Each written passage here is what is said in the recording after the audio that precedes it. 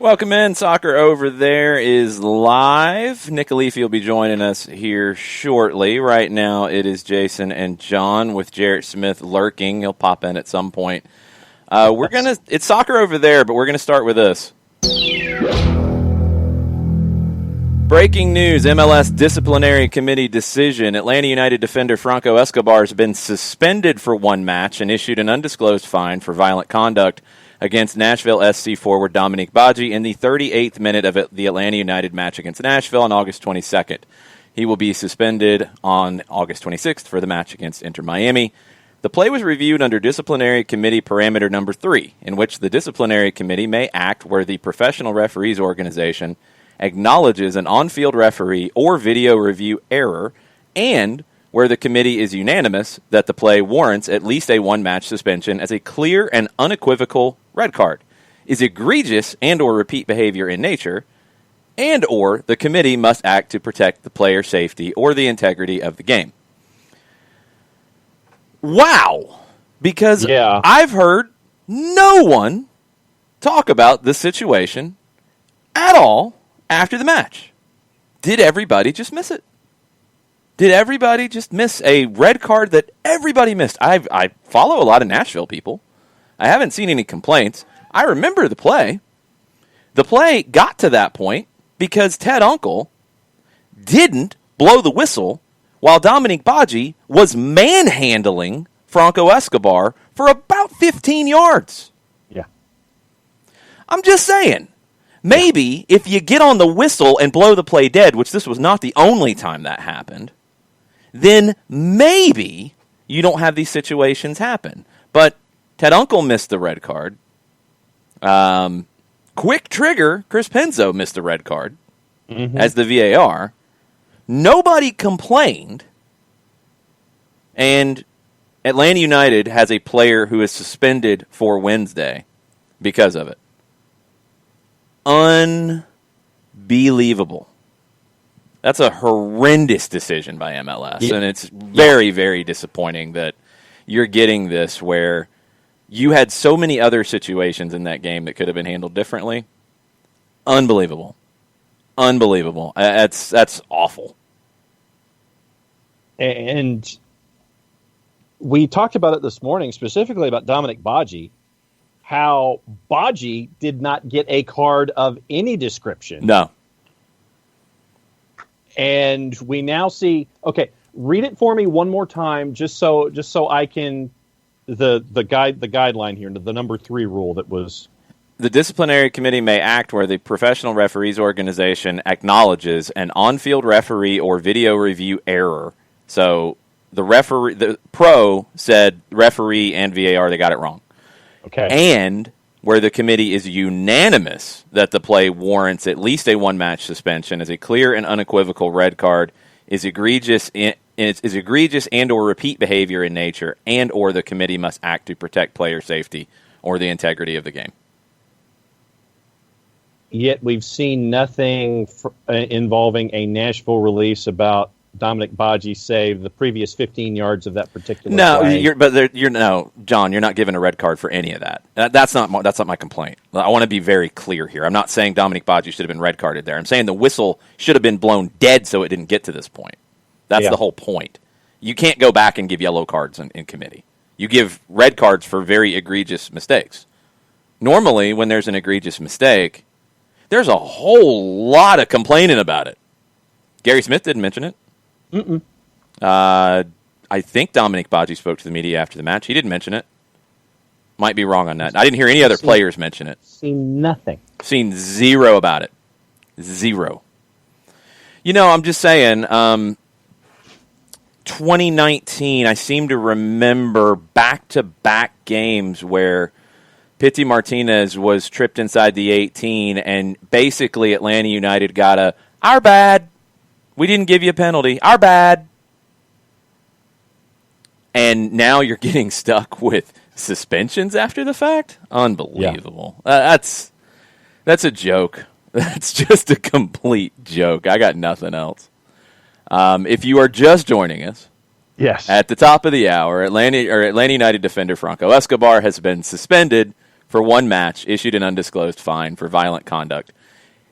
He kicked Badji. He kicked his legs out from under him. He absolutely did. The play was dead. Should have been dead about 5 yards back. That's just awful. That's just awful all the way around. So now Atlanta United is without Franco Escobar in Miami.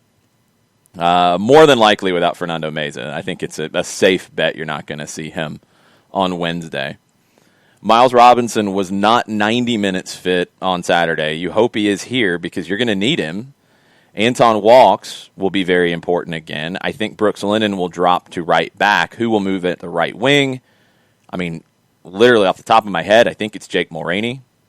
I think you play Mulroney on one side, Pitti on the other, and you'd love to start Kubo Torres, but it just depends. Insanity. Just insanity. Bernd Dersberger says, U.S. refs seem to somehow interpret the red card laws literally when the rest of the world understands it is a last resort not to be used unless there is no other way. And then it gets even worse with the literal definitions when you're talking about committees who weren't even involved in the match and are then ruling on it. Just incredible. See, and I thought I had no earthly idea what this was about. I had no earthly idea that this was the breaking news that was coming up off the top of the show. I thought you were going to talk about the USL statement and the pro statement from the fourth substitution in the San Antonio match. Oh, that's nothing compared to this. That's getting into technicalities to find a way to not give a forfeit in that. But this one, wow, it's like you have a bad decision by referees, and you try to make it worse with this decision coming out. It's like, you know what? Let's bury the referees forgetting that you can't allow that substitution at the end and breaking league rules. But, let's go ahead and suspend somebody that the referees, I guess, just completely and utterly missed. So did everybody else. Yeah, because going back to any and all of tweets and comments and anything like that, I saw nothing. Zero. Bupkis, nada, about Franco Escobar and any complaint, concern, raised eyebrow, any of that. This is the first I've seen of any of it, and it came from that. Yeah, it's a joke. Did he kick the guy's legs out from under him? Absolutely. And that happened because Uncle mismanaged the situation. And that's the problem I have with it. It shouldn't have even got to that point. Go back and watch the whole sequence. And go back and watch all the other things Dominic Badji did in this game as well. The really nasty play on Miles Robinson early in the second half. And then Eric Remedi was completely and utterly cleaned out later in the second half as well. Nothing. Mm-hmm. And what blows my mind, Byrne says it's a yellow, not a red. What blows my mind is Badji didn't get anything for that, or the one on Miles, or anything else. Godoy didn't get one for throwing Bello on the sideline, but Bello got one, and a coach got it. It's insanity. Yeah. I mean, it's one thing to be bad in the midst of the game. I'm going to give you a little more slack because, look, it's hard. It's hard to be a referee. Sitting in a room and watching a tape should be easy. No excuse for getting this one wrong like this. No excuse. Unbelievable. So now, again, Atlanta's going to Miami without Escobar, without Meza, we think. Just don't see him being able to turn around and play on Wednesday. Yeah. Rope said, I don't think any Nashville player saw a card. I think there was one, and I think it was inconsequential. It wasn't Badji who deserved it multiple times. It wasn't Mukhtar who deserved it for tripping Lennon on a breakaway after Lennon had got a yellow card for the same thing. And it wasn't Godoy who should have got one for throwing, hip-tossing George Bello. Yeah, unbelievable. So Atlanta's missing Escobar. They're missing Meza more than likely.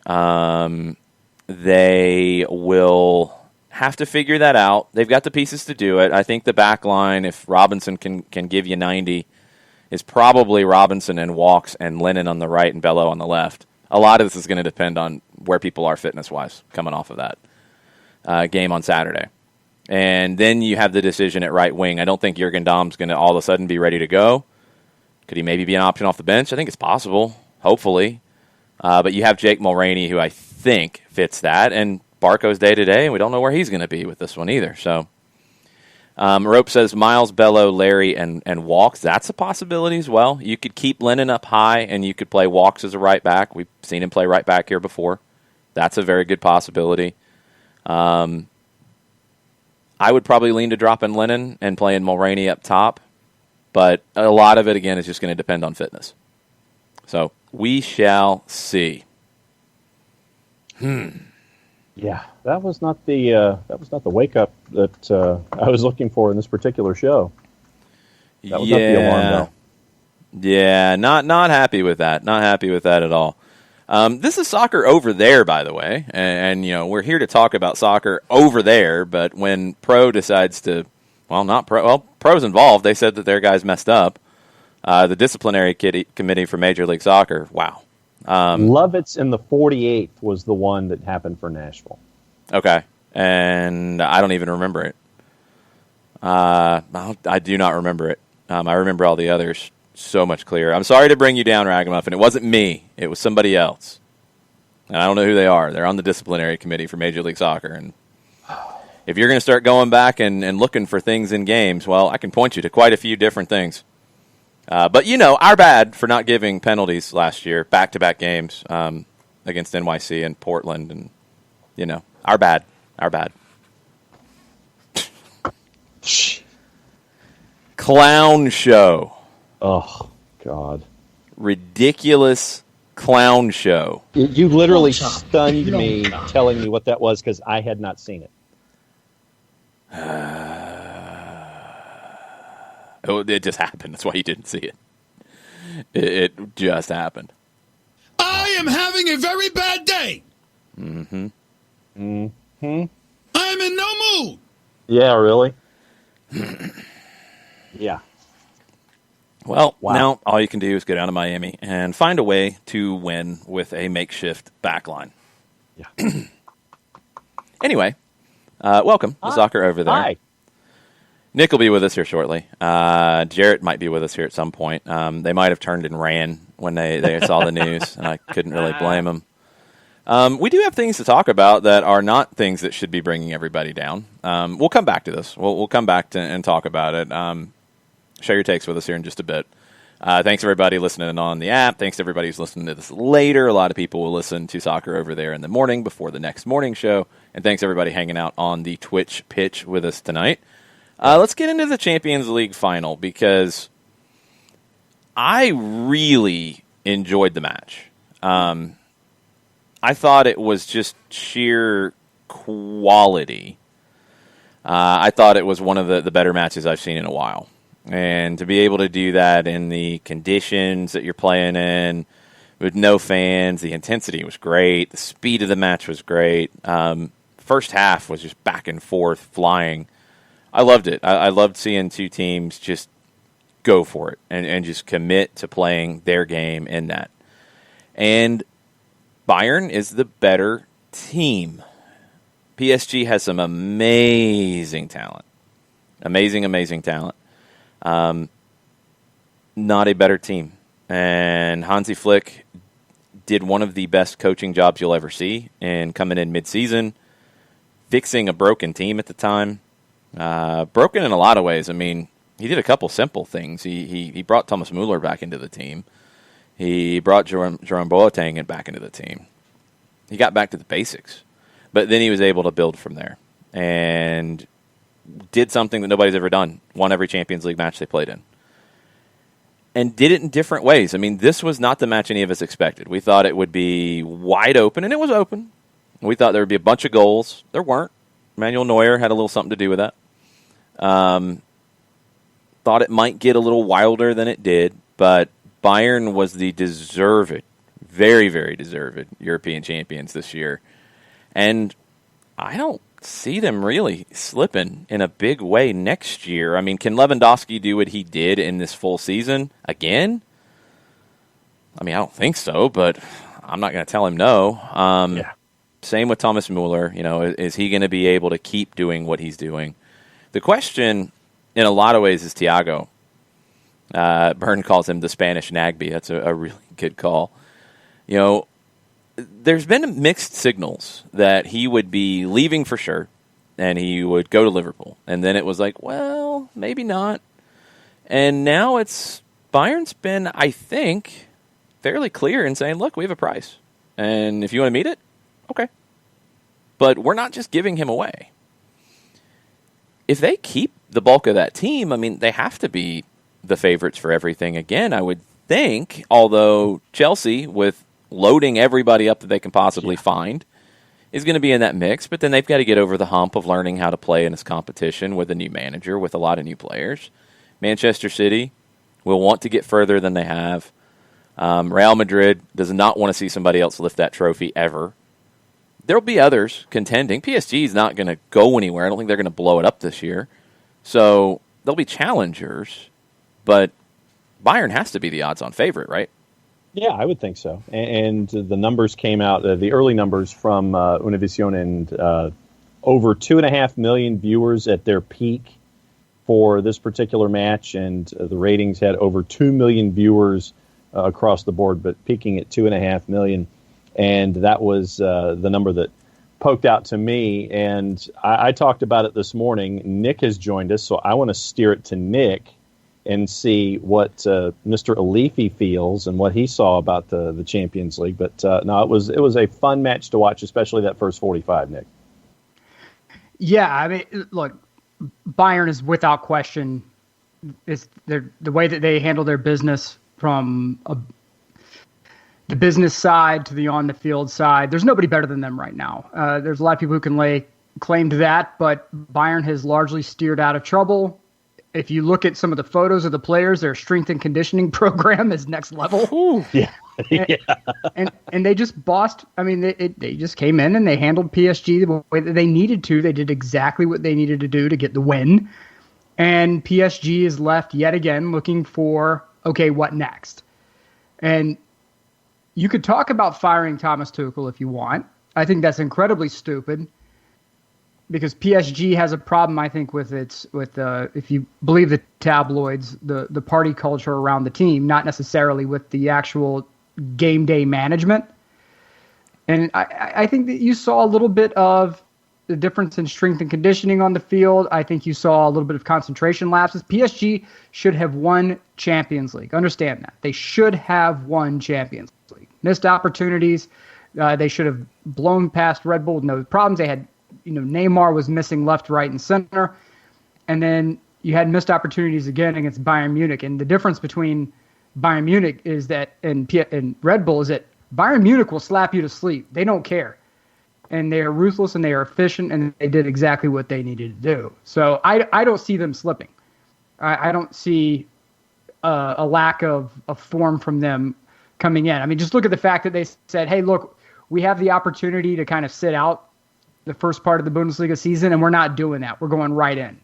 So, I mean, salute to them. They're doing it the right way. I have no doubts that Bayern is going to be right back in there next year. They're the team to beat in next year's Champions League, which qualification starts tomorrow. So, oh, no, it's already started. You got the really small ones already starting. We have matches tomorrow at 2, so congratulations to those squads. But what did I miss? Did I miss anything coming in? Oh, sorry, guys. Yeah. I was cooking a beautiful roasted chicken. So, what did I miss? Catch me up here. Dial it up.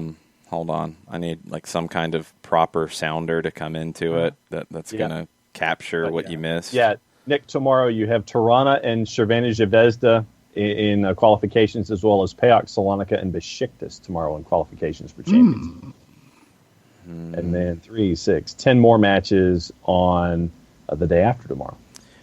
Okay, Nick, I'll try to replay this in a quick way for you. I got an email right as the show was starting, and my reaction to it was, Well, Lottie frickin' da! Franco Escobar suspended for the match on Wednesday. Yeah, dial it up. Here we go. He was suspended for one match and issued an undisclosed fine for violent conduct against Nashville SC forward Dominic Badji in the 38th minute of Atlanta United's match against Nashville.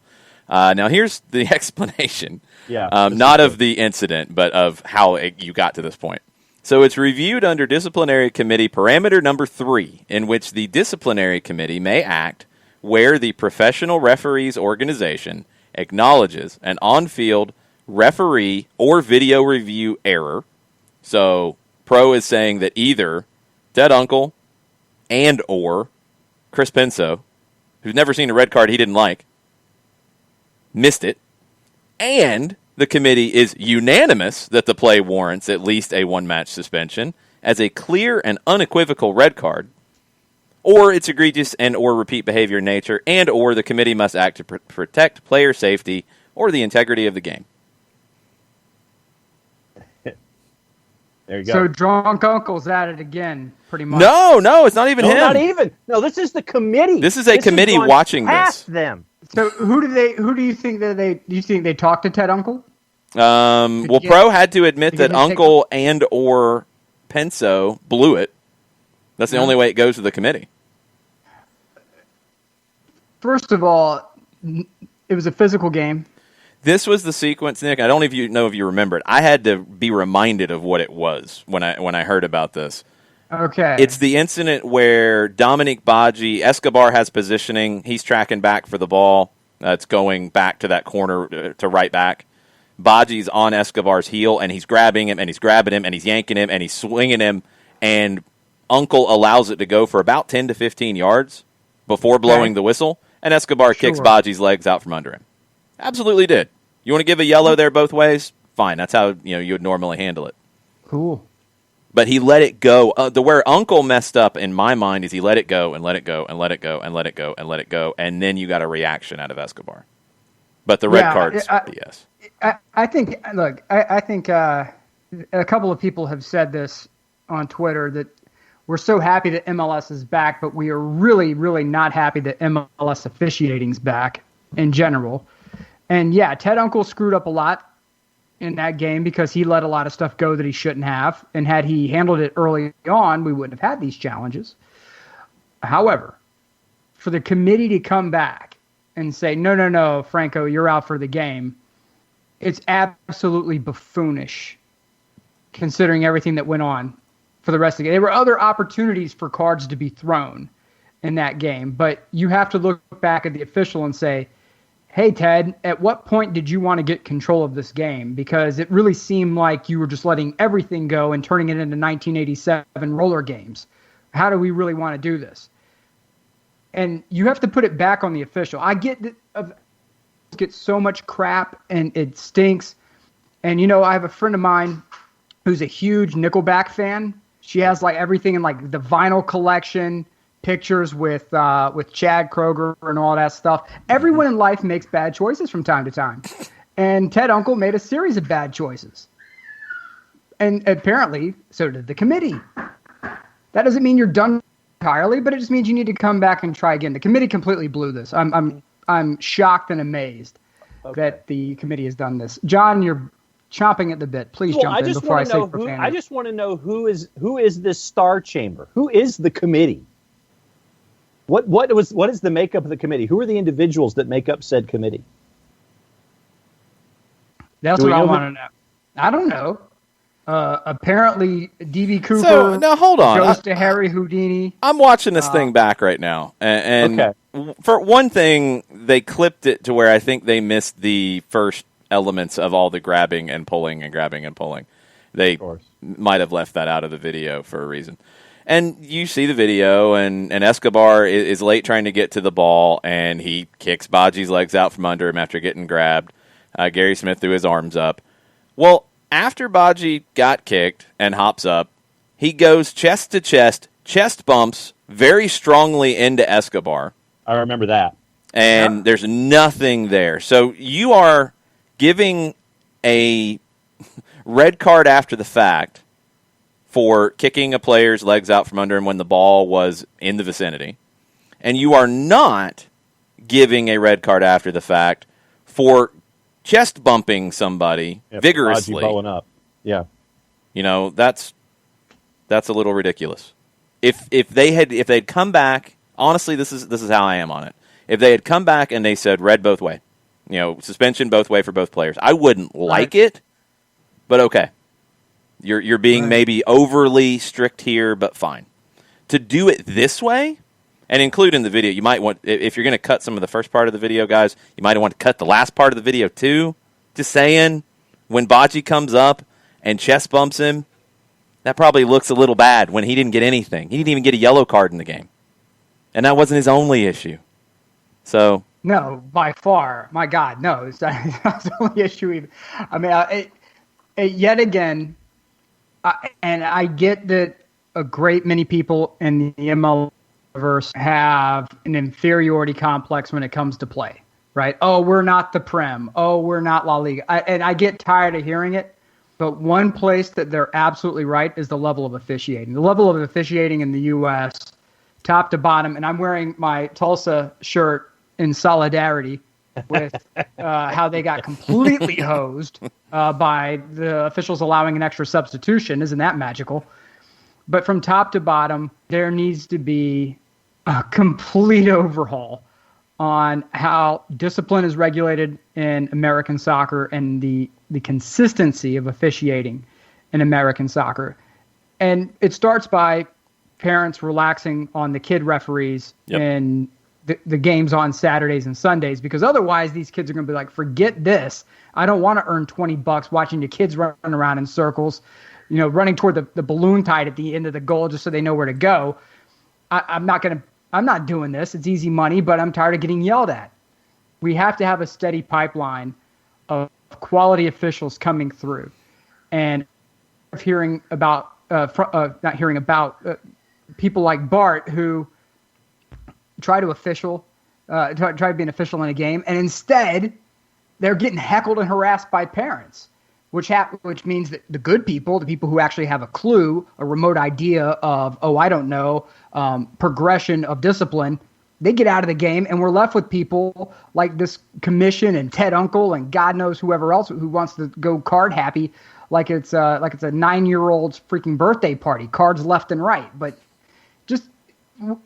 that's the one we are absolutely unequivocally deficient, and that's the officiating of the game. And it results in this, where you have people going back and go, whoa, excuse me, sir. You're suspended. You're getting fined. And it feels like Vince McMahon coming out. Like, I feel like that's Vince McMahon's music, and you're fired. Like, I mean, come on, man. Get it right. It's not that hard. It seriously is not that hard. It's hard to do the job on the field. It's not hard to watch a tape and make a decision that is not egregious and ridiculous and baffling that nobody said a word about from after it happened. Mm-mm. There were no complaints. None. Nope. Unbelievable. And now Atlanta has to go to Miami shorthanded. Backline's going to be interesting. I mean, is it a 3-5-2? Is it a 4-3-3 again? Probably no Meza. We don't know that for sure, but I think it's a safe guess at this point. It's just... Caleb Porter's yelling at referees in New Jersey as well. He's not very happy. He's had a goal taken off the board for the Columbus Crew, and referees had to stop to come over and have a conversation with him. So referees are really making friends in Major League Soccer today, and committee members are too. But they're not making friends with. Who makes up this committee? It is. That's what I want to know. John's obsessed with finding out who's on the committee. Yeah, it's the Legion of Doom, John. It's the Legion of Doom. It's Lex Luthor, Mr. Freeze. I want to know this Star Chamber. Because if you're going to pin yourself to a decision like this, then you ought to own up to it. Yeah, it was me. Hold up. I thought that. I've been on one of these committees, so slow down a little bit. I've been on disciplinary committees for the state of Georgia, on adult and for youth, and dealing with ethics and grievance, which is a whole nother kettle of fish, which is loads of fun when that happens. Sometimes the identities are kept private from the general public for reasons. Reasons like keeping John from yelling at them. Sit around, do shots, and make disciplinary decisions. Abby, I do think the committee should be secret because we've had to suspend some people for a long period of time, and I would not want them to come after me. So, yes, that's... Mr. Magoo's on that, too, as well. Yeah. Maybe we should. I didn't see him. He wasn't there. Maybe we should ask Ted Uncle and Chris Quick Trigger Penso, who was on the committee, who decided that their lack of a decision warranted a decision. Well, Pro took that one out of Uncle and Penso's hands. Pro had to agree, because this is the way this stuff works. Pro had to acknowledge that Uncle and Penso missed it and got it wrong. That it wasn't nothing. It should have been a straight red. Pro had to admit to that. So that's a little baffling. And Nick, like I was saying last year, I seem to remember Pro giving the our bad twice in back-to-back games to Atlanta United for Pity Martinez being tackled in the box that wasn't called. It was all you got there was just the our bad. We didn't give you that penalty.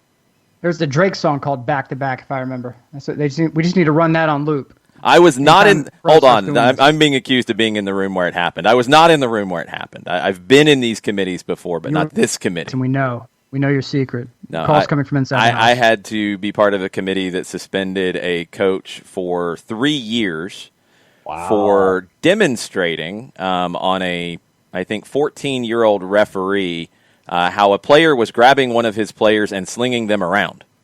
But he said he was just demonstrating. No, that's worthy. That's worthy. Yeah, he got suspended for 3 years. So that should have been a career ender. I'll say personally. I don't even remember who it was on that committee. Club, but yeah, put me on one of those committees. There's a reason you haven't been recommended yet, Nick. Put me on one of these committees. Jason, you have pulled. I need to get on the phone with Carlos and Darren and Mr. Blank, and I need to be immediately placed into committees so we can have a fact-finding mission. It's 2020. It's an election year. I want to have a fact-finding mission where I go in, I dive into this cabal of visually impaired individuals, and I give them a TiVo so they can have to do whenever they go and they hit the reverse button, 15 seconds, and say, no, you characters, you clowns, that's not what's happening in front of you right now. What's happening is a perfectly legitimate and legal play. See you guys. Give it like a hat with a buzzer or something, or like some kind of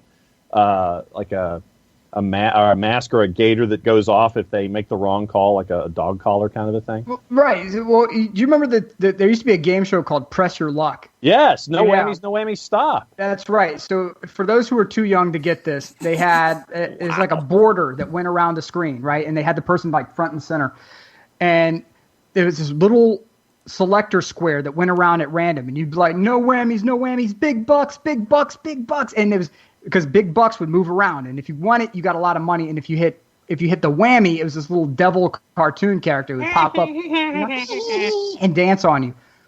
That's what we need here. As soon as they hit that, and they'd be like, red cord, one game, and then like the little cartoon whammy comes out. So the only way these clowns are going to get. Okay, so I got it. I got it right. So now you want, when the committee makes the decision, they hit the button, they hit the red card one game button, and then the whammy comes out and bops them over the head. That's it. Then they're out. They're gone. I'm cool with that. Couple things. And put it on TV. It's ratings. Excellent ratings. Yes. Commercial. We can sell the commercial blocks. We can make a lot of money with this. Yeah. No, it could work. Revenue generating. That's the two key words. Revenue generating. Well, we're not the only ones who are fired up. Hold on. Oh, you got this? You got this one? Yeah, I got this one. Let's go. Come on now. You can do this. Come on, just... It doesn't want to do it. Hold on. I can do it. I can do it. I can make it happen. I got it. Come on. There we go. There it is. Does anyone know what's going on here? Bruce is suspended for 2 games, an additional 2 games, 3 games in total, issued a $15,000 fine for unacceptable conduct and use of inappropriate language after one of the MLS's back matches. Who? Bruce Arena. Is this the one where they had to blur out his mouth? Yeah, this was the Bruce Arena going blurry mouth. He got suspended because he was sent off after the game, so he sat a game. He's got 2 more games now, so 3 games in total, $15,000 fine for that. That's from Don Garber. That's not from the committee. That's Don Garber laying the law down. Uh-huh. Wow. Yeah, busy evening. What else we got here? Are they trying to distract us from NYC and Columbus by doing this Cocaine's stuff? a hell of a drug. That's all I'm saying. Wait, what happened? Cocaine is a hell of a drug. Jarrett, do you know what happened, or do we have to rehash again? Can you give me the Explain It Like I'm 5 version? I think I already did that. I got to explain it like 2. So an email came through, and I did like this. Well, Lottie frickin' da! Because Franco Escobar's been suspended for a match because the disciplinary committee parameter number 3 said that they were able to jump in on this because Pro said that Ted Uncle missed a red card and Chris Penso missed a red card, and he never misses a red card, but he missed a red card. Penso's pretty good. Yeah, and Escobar got suspended for kicking Dominique Badji's legs out from under him after Dominique Badji had grabbed him and swung him around a little bit. And then Dominique Badji, after hopping up, chest bumps Franco Escobar, so initiates contact with him. Nothing. And then, all the other things that happened in the match that could have been cards and all these things. But, Franco Escobar gets suspended for the game on Wednesday. Dominic Badji has redefined the term persistent infringement during that game. 4 fouls. He got 4, it was and they were amazing. really good ones. They weren't like little – no, that's the thing. They weren't like little clipping fouls either. They were 4 legitimate fouls. It wasn't like, he went for the ball and accidentally clipped the guy, on the heel and he went down or bumped into him when he stopped short. They were legitimate fouls. I'm not mad at Badji for it. Let me get that out of the way quick. I'm not mad at Badji for doing it because if the ref's going to let you, if they're not going to call it, do it. Yeah, and when you're not getting a yellow for things that happened multiple times, you're going to keep doing it. I think we need to have a referee exchange program. Send with who? Scotland? America's refs to Argentina. All right. This is just – we've got things to talk about tonight, but things are not stopping right now. Okay, so now what? So Franco's not playing.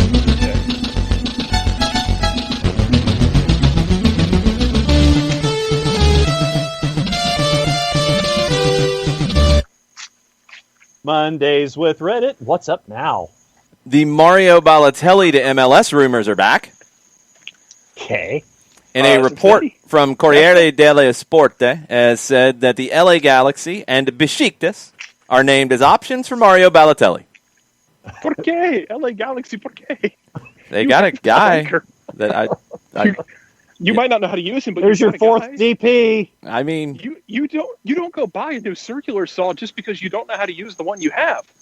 There's no transfer fee for him. Right, he's a free, so you can squeeze him. I don't care. You could squeeze him, and Chicharito is injured, and we don't know how long. So if you can get him on a free, I love the last paragraph of the MLSsoccer.com article, though. The LA Galaxy have all 3 designated player slots taken up. A big hurdle in any potential move for Balotelli. Challenge really? Accepted. My God.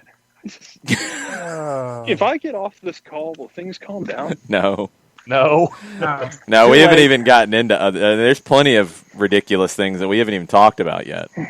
It's a move it's a move that he needs to make. If I may ask, so I heard the Franco thing. What was the other suspension that Penso missed? No, the Penso, he was the VAR. Penso was the VAR that missed it. Yeah, never mind. Yeah. No, the other suspension is Bruce Arena. Remember when he went all blurry mouth after the game in Orlando? Philly. And got kicked out? Yeah. So he got 2 more games on top of that and a $15,000 fine. The first time I ever asked him a question and he responded to me, I thought, this is a guy who can get suspended without trying, and I respect it. Oh, yeah. Don Garber laid down the law on old Bruce. Man. He's got like a lot of Will Muschamp energy, except, actually producing. You got to flip that, though. Bruce has been around a whole lot longer than Will Muschamp. He's accomplished a whole lot more than Muschamp. Oh, no, I know, but just that energy is very much in the similar It is the same. Yeah. Will Muschamp will sit there like, I don't care. They got to come to Columbia and play us. I don't care. Yeah, and you're 6-6. Yep, exactly. Bruce Arena, I don't care, whatever. They still got to come to Foxborough and play us. Whatever, I don't care what you think. I crashed out of the World Cup on purpose, whatever. I do highly recommend, if you haven't read his book, because when you read it, like it's him. You I mean, hear it in his voice. yeah, because he had to yeah. have written it down. I don't know if he typed it. I'm going to assume not. I think he wrote it down and somebody typed it for him. But it's written in Bruce speak. Like you can hear him saying it. It's amazing. Kind of like It's now beautiful. that anything that we have with Inter Miami, I hear Nick and David Beckham voice. Yeah, actually, Nick, tell us what David Beckham thinks about the Franco Escobar suspension. They're very, unfortunately, players have to behave themselves accordingly on the pitch whenever they go. Like a time when I was with England and I stepped on a man and I got a red card, and then England crashed out the World Cup because of it, and I was like, oh well, I've got me singing wife and I've got me modelling deals, so whatever, Muppets. Okay. Thank you, It's Bex. Michael Palin is what it is. Wow. This show's completely in another gone off the timeline. rails. In another timeline, Michael Palin plays David Beckham, and it's just astounding. Ken? So this is a really good one Coming from. to kill me. We're going to try to find some semblance of rails at this point. We'll see what happens. We still got a lot of show. Burns. After the opening rant, that went out the window, sir. Yeah. I think that this is... Okay, who wants to give me ELI 5 on the rand? What now? What? Who wants to give me the explain it like I'm 5 on the rand? No, that was Escobar. That was Escobar. That was Escobar. Oh, okay. Jared's I didn't Yeah, know. we already went on that. We discovered that the Legion, they have so Pro, what we discovered is that There's a Pro star has a chamber. secret base in the swamp that rises out of the water. And like whenever they go to issue some decree, it goes, meanwhile, at the Legion of Doom. It's like, yes, Franco Escobar out for one game. And then the Super Friends try to save it, and Or it goes Space all Ghost comes out and he goes after the villain in Space Ghost. That's right. That's right. I Lex don't know Luthor. with Pro. It's probably voiced by Gilbert Gottfried or somebody. That's Now, if you'd imagine we go to rule number 3, and then you sit there and you're going, okay, now, if one guy says it doesn't happen, and the other guy says it doesn't happen, we say it happens, therefore it happens. That's what we're saying right now. See, all I really want now is Gilbert Gottfried to host the MLS Rewind segment on MLS.com. Oh my God. Sponsored by Cheez-It. yes. Okay, we've got I a mean, couple. they already have one screaming guy who just yells about nonsense. true. So not that big of a swap. It's almost like a like for like swap on that one. So this isn't exactly Mondays with Reddit, but it's pretty ridiculous, so it's close. Okay. Not Mondays with Bentner, is it? No, it's Mondays with Flamingo. Oh, yeah. Flamingo says they're going to build a stadium and start Flamingo USA in Las Vegas? Oh, man. What? Heard that. Saw that. Who can I put down, like, how many juice boxes am I allowed to put down that a certain former Las Vegas coach might throw his hat in the ring here to go back to where he was at? I mean, I don't know how Flamingo's thinking they're going to get into MLS with Flamingo USA in Vegas. That worked so well with Ricardo Silva. Well, that's a whole different thing, and you can't even compare. And I've seen a lot of people making that comparison, and it's completely inaccurate. 2005 MLS, you needed cash. Like, flat out, you needed cash. You had 10 teams, and you Now needed you teams. have to have a plan. And you had Dave Checketts come in Salt Lake, so you needed somebody. And it was an idea, and it was an idea that wasn't horrendous at the time. The thing that they didn't seem to realize was that for all the people that do love Chivas de Guadalajara and what they stand for, there's about an equal number of people who hate Chivas de Guadalajara because they're fans of Club America or Cruz Azul or Pumas or whoever. So it was love-hate, and there wasn't enough love, and it didn't work. And it failed, and it got bought out, and it turned into LAFC, so it ended up being a win in the back end somehow. Flamingo USA is absurd. What is worse? Flamingo USA, and I'm only going to include the domestic ones here. Just so Barkley can win Rio the accident. OKC or Crystal Palace Baltimore, because all of those other two actually happened. Crystal Palace Baltimore, I would think, would be worse. I think that's the worst one of the bunch. It's pretty bad. Crystal Palace Baltimore is the second most well-known club in the Baltimore area behind Christos, I'm pretty sure anyway. So I'd say that went pretty south. Yeah. Now I'm going to back Ricky Ricardo on this. If Flamingo USA has their big announcement. They say, we're coming, we're building a stadium, we're coming into MLS, we're going to pay $500 million, whatever we're going to do. Okay, yeah, we're going to do it. And we're going to do it because we got El Chelis as the manager. Oh. Then I'm in. I'll back it all the way. I can be easily you've influenced. Got to have it. You've got to have that open air facility that they have in the artist rendering, so Chelis can smoke on the sidelines or in the crowd. Oh, absolutely. He'll smoke in a closed environment. He doesn't care. That's also true. To be fair, that clip of Chelis in Vegas was what I used to hook more people into soccer who did not care about soccer than just about anything else because of the absurdity of a man getting ejected, smoking, and going in the stands to smoke some more and yell at the refs from the stands. That got people. I showed that to people who don't really care about soccer, and they're like, "Okay, I'm hooked. All right. I'll watch this guy." Jarrett, you got llamas? to bring that down to the down low because you don't want to give Franco any ideas about Miami on Wednesday. Okay? No, we don't want that to happen. Look, just bring the money. Under 24-hour surveillance now. You have to. Don't send him. That's all I care about. Just bring the money. Yes. Flamengo can come. If Flamengo wants to come, so if it's 300 is what the going rate is these days, what Flamengo's got to go 5? Well, but didn't they care. say they're going to build their own facility too? Yeah, well, Yep. they still got to pay the entry fee. Yep. So pay the entry fee, build your barn. Yeah. I don't know where The rivalry Flamengo's with coming Fort up with this Madison will money. be amazing. No, because they're going to come into MLS and then coming on. It doesn't matter. What's Fort Madison's gonna Flamengo? take pot If shots anybody on can, social media. if anybody can help me, the mascot for Flamengo, if it's an animal, Dome Tarrant needs to be riding it when he comes back into Major League Soccer via Flamengo. But that's what they need to do. They need to pay the fee, build the stadium, and then they're in. Just bring the money. I'm tired of owners coming into MLS and saying, "Well, guys, we're gonna do a slow build, okay? We're gonna try to build things a little slowly at our pace, okay?" No, I want people to come in and do their moon landing and plant the flag and say, "We're here. We're gonna buy."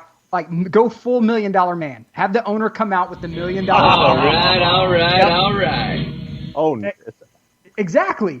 And have them come in and have Matthew McConaughey shirtless talking about which players they're going to sign. Go big. Go brag. I'm tired of these people doing these half-ass measures where we're going to build slowly and da-da-da, and then hard times hit and you lay off half of your staff because you don't have the legitimate funding. Get out of here. Bring in Flamengo. Let them develop talent. Let them bring their talent from Brazil up here and put on a show. I don't think it's that much of an ask. Let's go. So and have Dome Toronto come in riding that vulture that they have like for their Ted Sure. Turner with the old days of the Braves when they stunk up the joint, and have him come in on a chariot pulled by an ostrich. Okay. That's what I'm looking for. A Also, they come chariot, back. Dome Torrent, doing the Caesar wave. They come back in. Hey, we bought Vinicius Jr. back too. You're welcome. Here you go, MLS. Yeah. Have fun. Oh, We've got the ghost of Pato. We have wherever God, no, Robinho's Flamengo's at. going to buy Barco and then ship him back to MLS to play in Vegas and then backdoor Atlanta United. Oh my God! You want Barco in Vegas?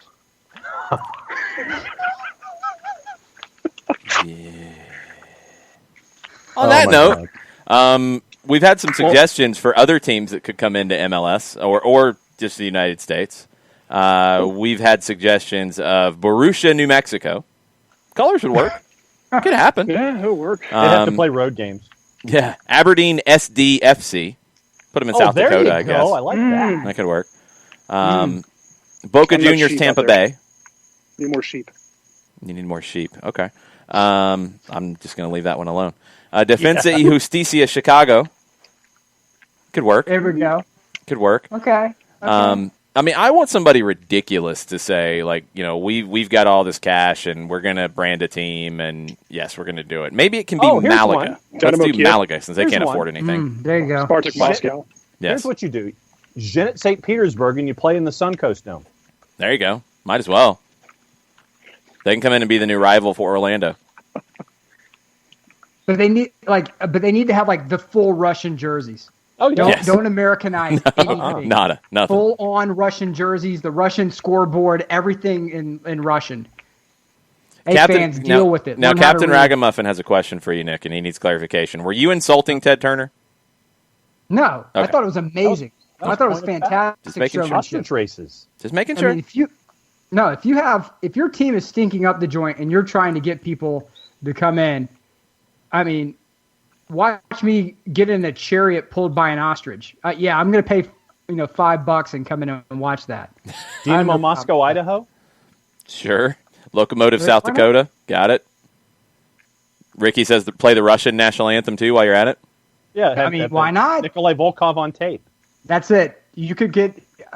Look, his appearance fee's not going to be much. It can't be. To get him to cut a cameo video for you. Oh No. I got it. Nick. A Palermo team in Syracuse, New York, and play him in the Carrier Dome. Ooh, you got to wear the hot pink though. Of course. Oh hell yeah!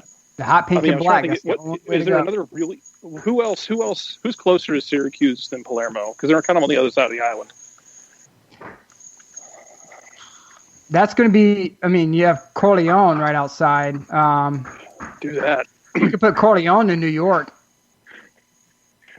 We're sending you to New York. Oh, cool. Where? Syracuse. Oh, what's that? Is it like the other Syracuse? Yeah, totally. Totally. Sure, why not? Totally.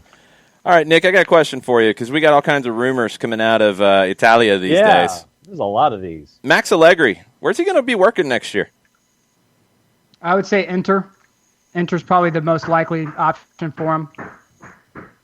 So the main thing here is that you have Antonio Conte, who will come. You could have like the ultimate FIFA built roster, right? Like it's where like your mom goes and gives you like $150 to buy FIFA coins, then you go and you buy this like the super all-star team. That you could do that for Antonio Conte in real life, and he would still complain about the roster. And I don't think necessarily that he believes in the project of Inter. And if Allegri's in, you have someone who's won the Scudetto more recently. He's not going to make waves with the board. He's not going to cause you a tremendous amount of problems. He's going to be defensively sound. You can bring him in with the squad you have right now, and you will be just as much of a threat to win the Scudetto as if it was Antonio Conte.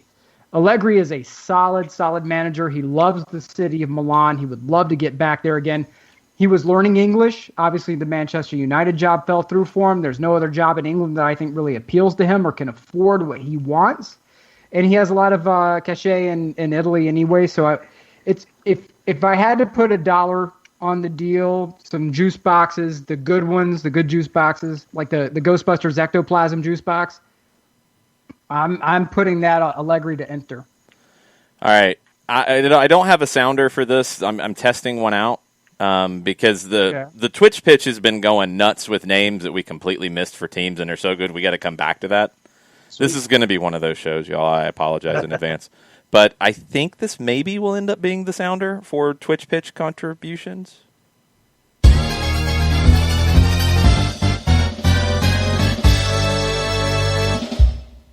Yeah, that's perfect. Okay. Like Gustavo wins the contest, by the way. Oh, it's Gustavo. Racing Daytona. Oh, perfect. Oh, my God. Alex Pacine's really close, though. AEK Athens, Georgia. How is someone's going to get confused with a fraternity, though. Oh, no, they definitely will. That's true. I mean, it can just be a frat team. Why not? ASK, Alpha Sigma Kappa. Good news is we won last night. Bad news is the entire back line got alcohol poisoning. Yeah, there's that. We lost our keeper to a bottle of Mr. Boston's last night. He's not going to be here for the next couple of days. Speaking of content, don't remind me of Mr. Put a Boston. racing team down in Daytona. God, yeah, hold on. Before you even go, John, we got to talk about something with Conte. We got to talk about something from the Europa League final. Oh, yeah. I mean, it's one of the greatest things I've ever seen in a match with trash talking. And I mean, we didn't know at first what was happening. You just saw back and forth. Conte's yelling. You see the Ever Banega, like you see words going, and you see Banega does something and says something that Conte loses his mind on. Oh, he like Chernobyl reacted. You want to fill us in, Nick? Full-on meltdown. He went DEFCON 5. Fill us in on the backstory here. All right. So Antonio Conte at a relatively young age started losing his, and it was incredibly awkward. Yes. Because he had the ring of hair at the front. It got thicker on the sides, like a lot of guys have, but it was like bald back through here. And so he tries growing it out. He tries doing things. It looks like a disaster. It was. He shaves it off, and then one day he starts wearing like a baseball cap with, of course, like the full long hair on the sides. And automatically, if a guy goes from being bald, and this is why you will never see me doing this, because it's unbelievably obvious. If a guy goes from being bald with regularity to suddenly full hair on the sides and always wearing a hat, he's getting bugs, okay? And Antonio Conte went and got, I don't know how much he paid for this, because it seriously is one of the best hair transplant jobs I've ever seen. All of the lyrics. It's impressive. Because a lot of guys get it, and it looks like you staple gun like a dead marmot to your head, and then you don't really take care of it, and then it still falls out, and you're left with like the plugs up in the front and combing it back, and it looks like garbage. But his looks really good. But unfortunately, thanks to Google image search, you can see the many stages of Antonio Conte's hair loss. Oy. And this was brought to his attention in the middle of a game. And he was so heated because he's like, the player was like, I'm gonna yank your wig off. I'm gonna yank your wig off. And for the record, it is not a wig. It is one of the best hair transplant jobs that we've ever seen. And if you follow, is it real Donald Agnelli on Twitter? Yes. It's like a mix of Donald Trump and Agnelli's Andrea Agnelli's. Like the face is mixed up, so it looks more like Agnelli with the unibrow and all that. But it's all in the voice of Donald Trump, but it's all like Juve based. And so he always calls Antonio Conte Bald Tony as a result. He says, Bald Tony is trying to hack my emails and steal the Scudetto from us. We will make Juve great again. It's absolutely hilarious. It's a must follow on Twitter. And but yes, that's the backstory behind Antonio Conte and the greatest hair transplant in the history of mankind. And Conte said, I'll see you after the game. Like basically telling him I'm going to meet you in the parking lot. Meet you in the parking lot. Yeah, meet you in the parking lot. Yeah. Suddenly the Europa League final became a Silverbacks game. Pretty much. Pretty much. But yeah, have you seen a video of if you Antonio would've stood Conte from the close training enough- sessions? Uh-uh. Oh my God, he's taking everyone out, like 2 foot fighting into folks, like old school 1985 Italy. No blanks given. Is absolutely insane to watch. So I look, Antonio can still get it, man. He's not playing around. He will 2 foot tackle you into oblivion. Bald Tony's not someone I'd fight. I'm just saying. But God, they're going to play a friendly with Juventus, and he's going to try and 2 foot Pirlo into the next week. Oh. Yeah. Well, no, they're good. They're good buddies. Pirlo says that Conte's the guy who actually put the idea into his head that he could be a manager. So there's a little bit of respect there. But Pirlo is one of those dudes who is so classically good looking. I couldn't punch him, at least in the face. I could not punch Pirlo in the face. I have too much love for him anyway after 2006. He's Juve now. He's all Juve. I can appreciate the time he was with Milan, but he's put on the red. He's put on the black and white. He is managing for him. He's all. He's crossed the Rubicon. So if somebody wants to 2 foot Pirlo, by all means. I mean, he's, it's sort of how you feel about like an ex, I suppose. So some of them you get along with pretty decently, but you wouldn't mind if somebody necessarily 2 footed him at some point in the future. Not saying any of my exes. I'm just saying in general. Just in general. In general. Okay. So the description I ever heard was from somebody I worked with who said that.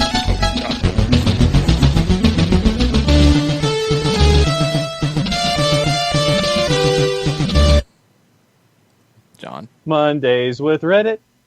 What a plonker. Oh, really? We're going there. Uh-oh. Sky Sports, Raheem Sterling will be tested for coronavirus before he's allowed to join England's biosecure bubble at St. George's Park next week after attending a party with Usain Bolt, who is now self-isolating. Sterling was at a party with Bolt in Jamaica on Friday night. Bolt announced on social media that he's self-isolating while he awaits the results of his own coronavirus test.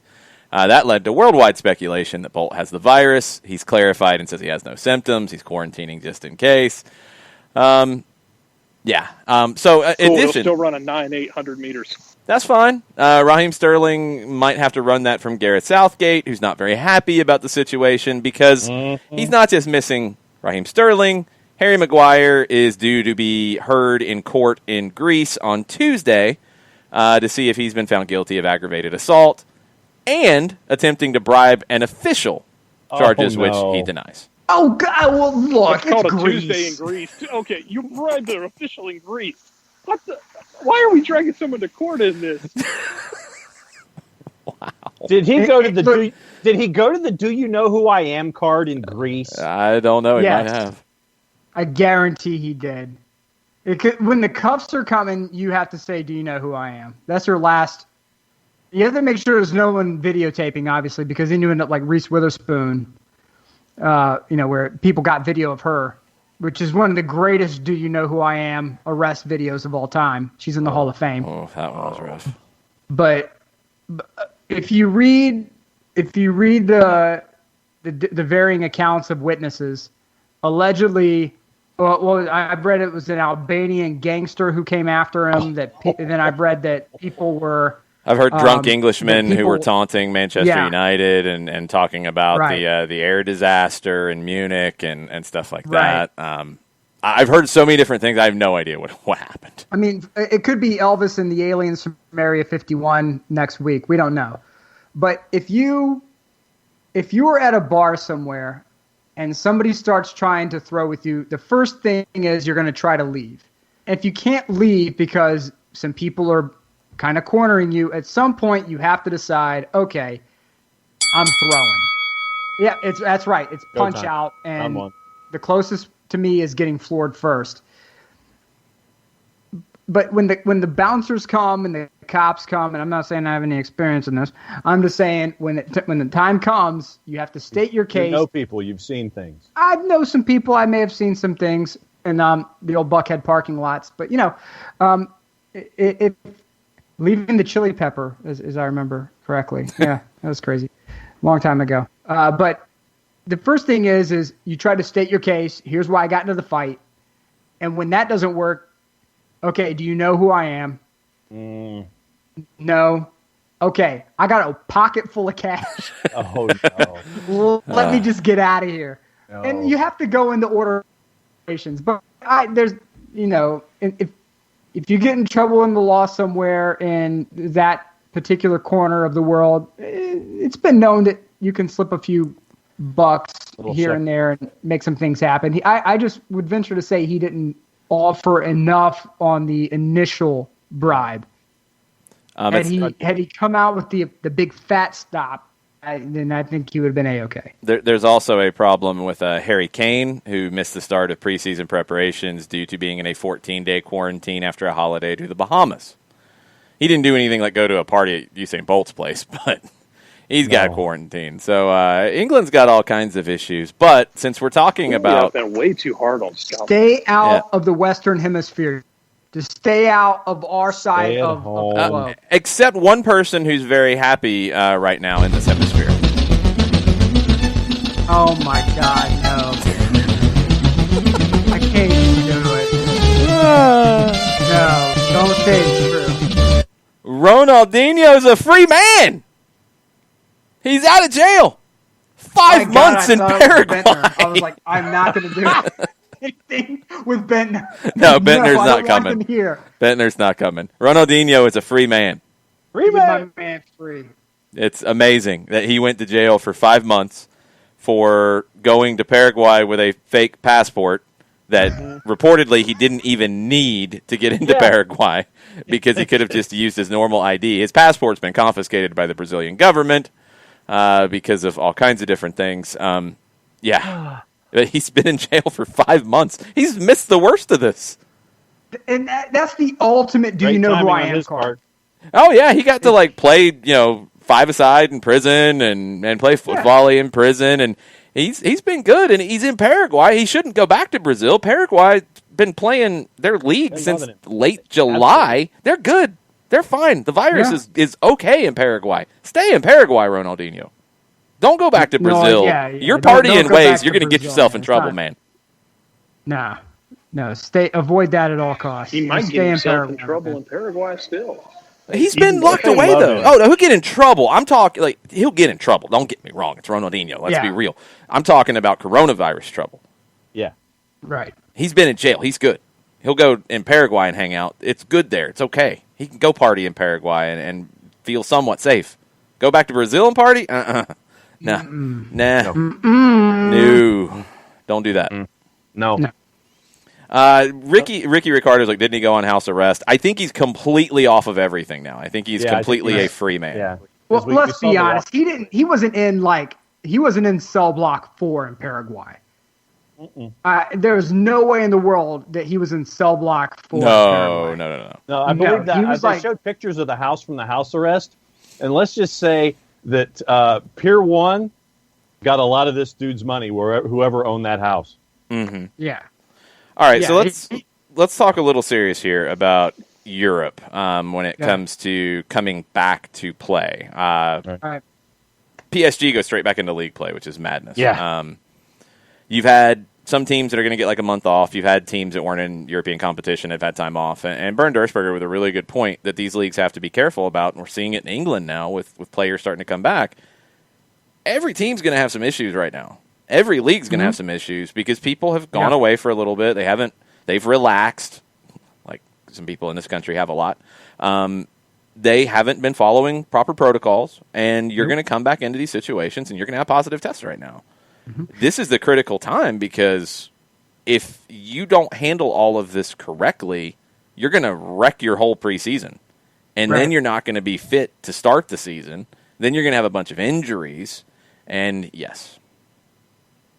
Yeah, there's an explosion of cases in Sicily right now, which is a major vacation spot in the month of August. Not just for Italy, but also Poland. A lot of Germans come down as well. The French make their way there because it's a cheaper alternative to some of the resort coastal cities of France. So it's actually cheaper just to fly into Sicily and stay there. But they have cruise ships from what I'm reading from family members that are parked in Sicily right now. They're opening back up for business. And the problem with that is, of course, that as we have learned from Bergamo and a couple of other towns, is that all it takes is one case. And then if you're not careful, it balloons. And so you had an initial 19, and then you had 359, and now there's talk of potential shutdowns again. So Europe is going to be very much under the microscope on how they handle a second flare-up, because with everybody they didn't do lockdown like we did here. They did full on in your house. One person leaves, goes to the grocery, and goes back.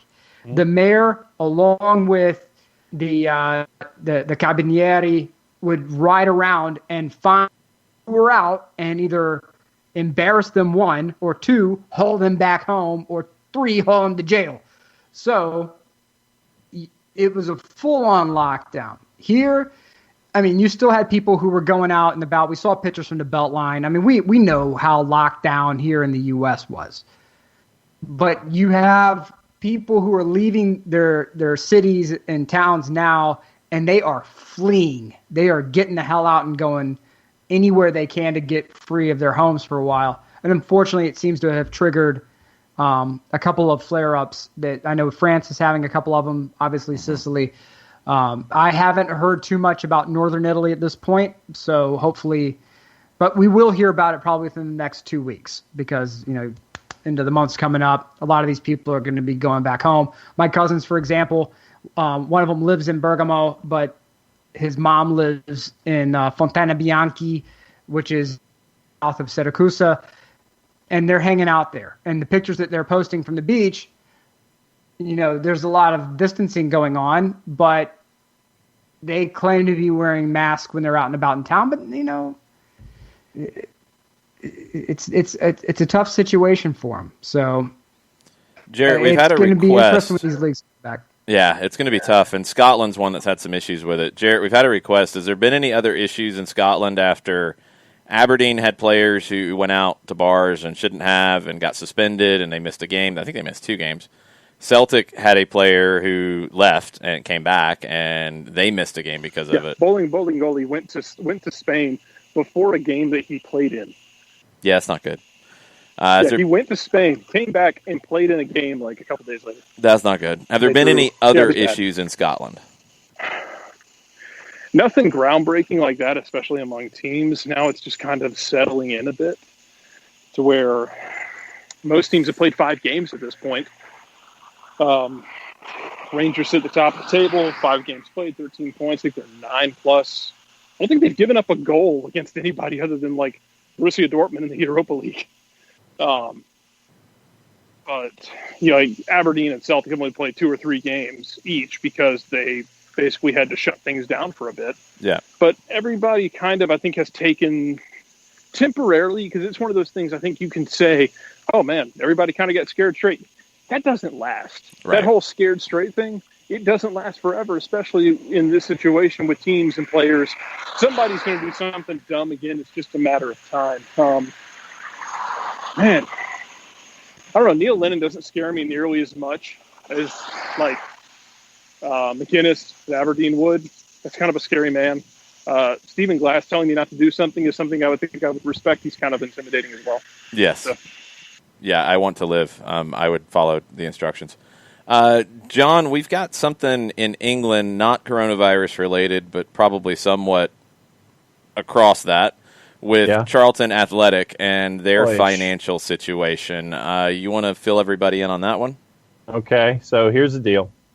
Back in 2014, Charlton Athletic was bought by a Belgian businessman, Roland de Châtelet, and he became instantly hated by the fans because he would sack managers with a great deal of inconsistency. It's almost like Oprah. You get a manager, and you get a manager, and you're fired, and you're fired, and you're fired.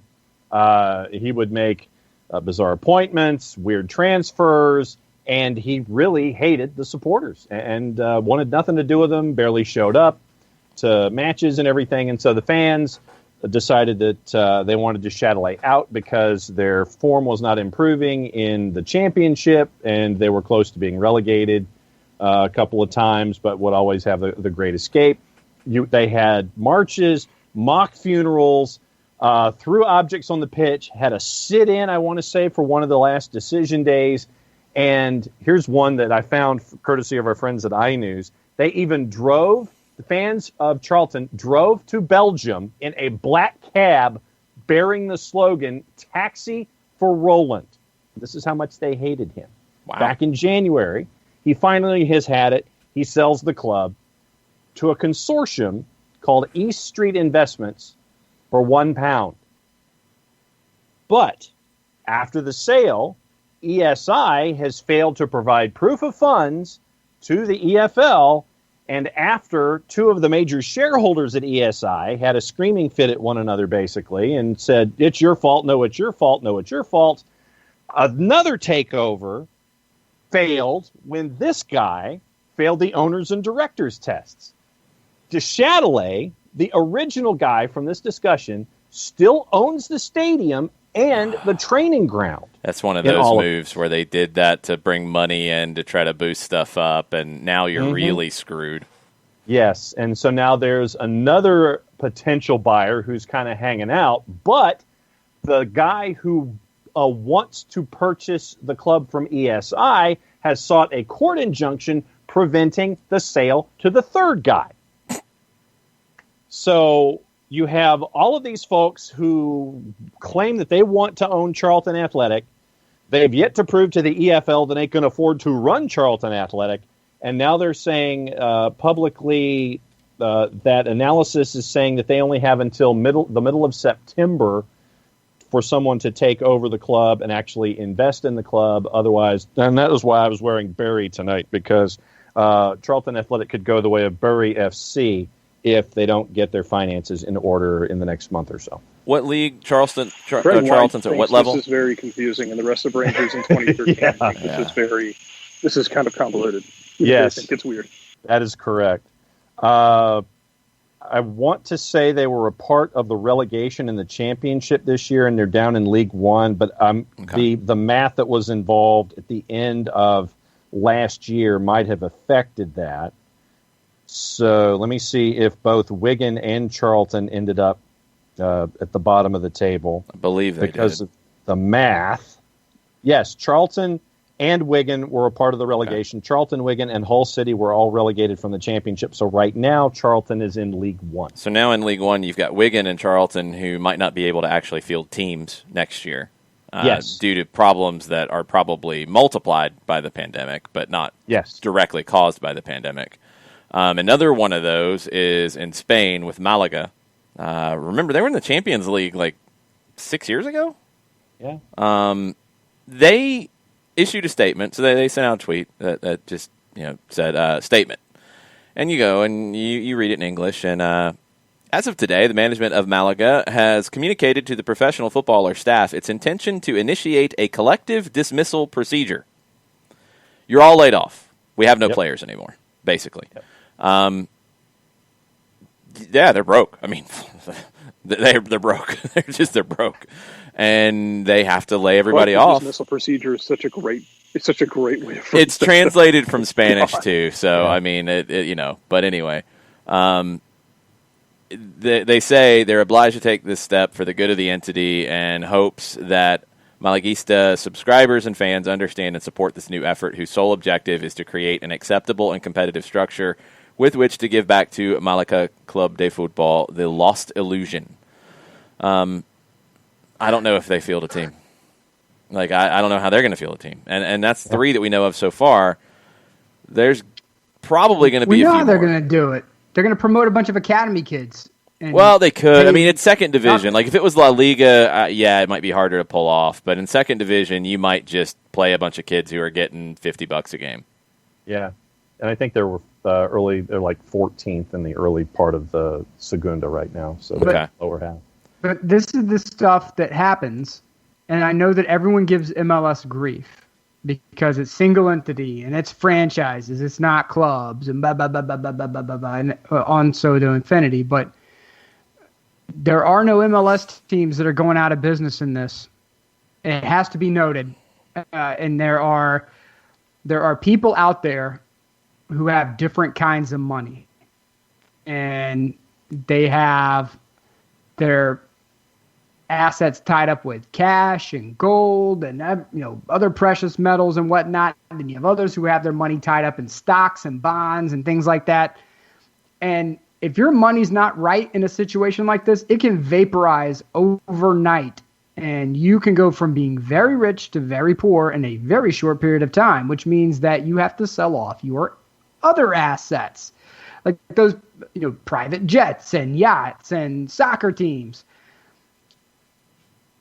I get that the single entity and the salary cap structure in some way slows down the growth and progress of the league, but we also don't have teams like Bolton and Bury and Malaga who are in these situations, and we don't have issues like ownerships selling their interest, their controlling interest in a club for £1 to a consortium that's playing with monopoly money. So these are all things that are true.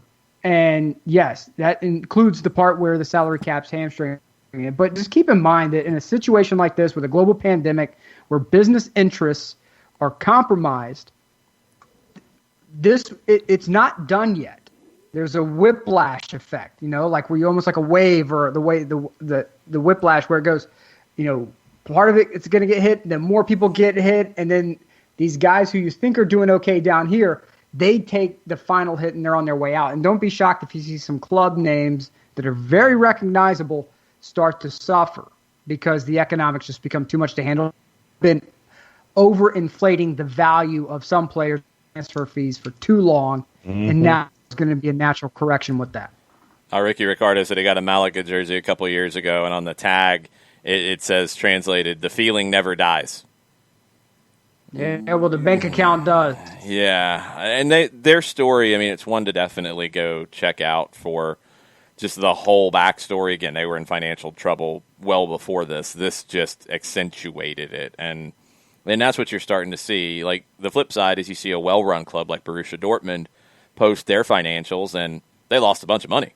I mean, their numbers were way down from what they expected. They lost a ton of money, but they're well run. They're going to be able to handle that. It's going to affect them. It's going to hurt them, but they're going to be able to handle that. You're hearing lots of, okay, this player's, I mean, not just Barcelona, but Barcelona's another one where they've been run poorly, and now it's like, we got to move this player. We got to sell this player. We got to reduce these wages. We got to do this. We got to do that. You're going to have more of that. Juventus is talking about their guys on bloated wages. We got to move them on. We got to change this up. We got to do something different here.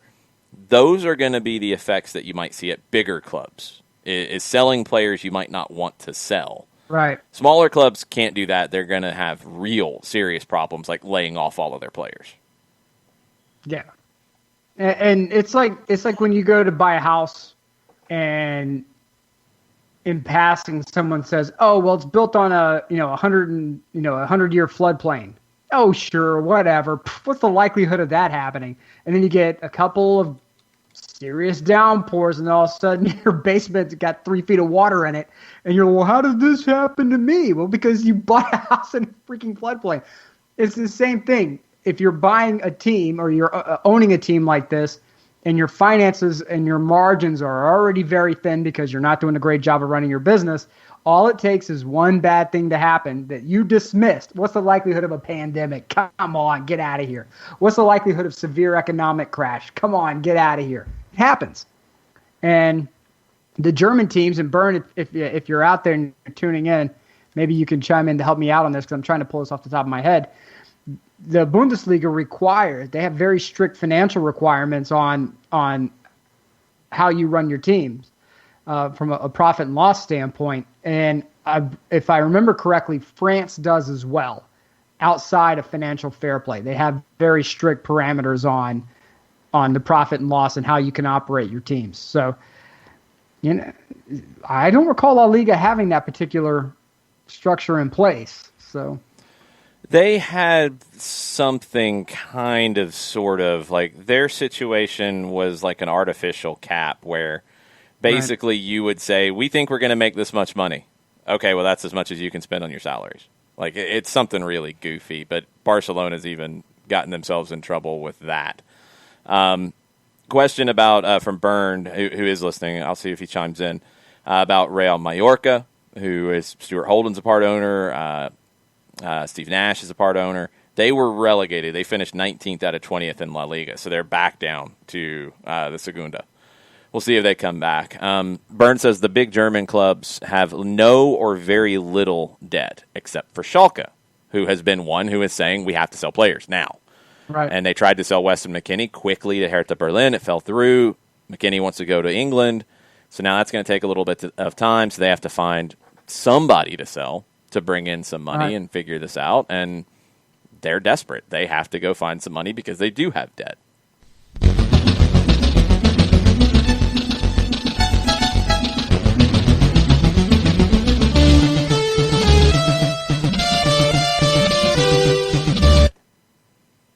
Mondays with Reddit. Gazzetta dello Sport. Edinson Cavani was going to go to Benfica. Didn't happen. Fell through. Nope. According to Gazzetta, in the last few hours, 2 contacts have started. Real Madrid, which I'm kind of like, whoa, and Leeds United. Oh. Why is Inter Miami not on that list? I'm saying. I don't understand it. They tried before. Maybe he just said, stop calling me, David. Bex, stop calling me. I already said no. It's a great opportunity for you to come to Miami, and you can give it a sponsorship deal. You're a very handsome man. I can put you in a couple of our advertisements with me and selling watches and whatnot. Didn't work. He tried. If, He's not ready. Why did we not get a stream of him watching that Champions League final? I know. That's all I really wanted. it's unbelievable. And Zach Lowy had a great tweet about this. And this is Zach's tweet. I will never understand why Leonardo did not offer Edinson Cavani a short-term extension to end the season with PSG. You've got a chance to win the Champions League with your all-time leading goal scorer. Nah. See ya. Bye. Leonardo did not make the best decisions. He did not make the best decisions when he was with Milan either. Well, who was the guy on the bench that they didn't even use in the final when they needed a goal? Who was it? Oh, I mean, our boy, Icardi. Our boy, Icardi. Mauro, how you doing? Doesn't even get off the bench. Somebody on Twitter said it absolutely. Chef's kiss. Mauro Icardi married his former best friend's ex-wife. Yes. There was a relationship there as well prior to that, and leaves Inter. They forced their way out of Inter, kicking and screaming. His wife, Wanda, on TV. His wife, agent, media personality, Wanda Icardi, on television every night, talking about how Mauro's being mistreated and Mauro this and Mauro that, and we want to go, and da. So he goes to the City of Lights in Paris, France, and goes to sit on the bench in the final. And it is... The devil works really hard, but God is right on time. And so, Mr. Mauro Icardi, I hope you enjoyed your splinters, even though you were sitting in like a nice Formula One style seat. But yeah, I hope you enjoyed that, sitting on your. What's the temperature I'm right going now, to prevent myself from saying words that I want to say because it's so delicious that man sat his bump ass on the bench in the Champions League final after. Forcing his way out. And I hate Inter. I cannot stand Inter.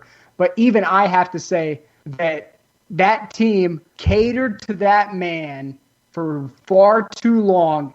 And now they are showcasing, styling, and profiling without him. And they're going to make a ton of cash when they sell Lautaro Martinez, and which they would have done. Icardi's a bum. Good riddance.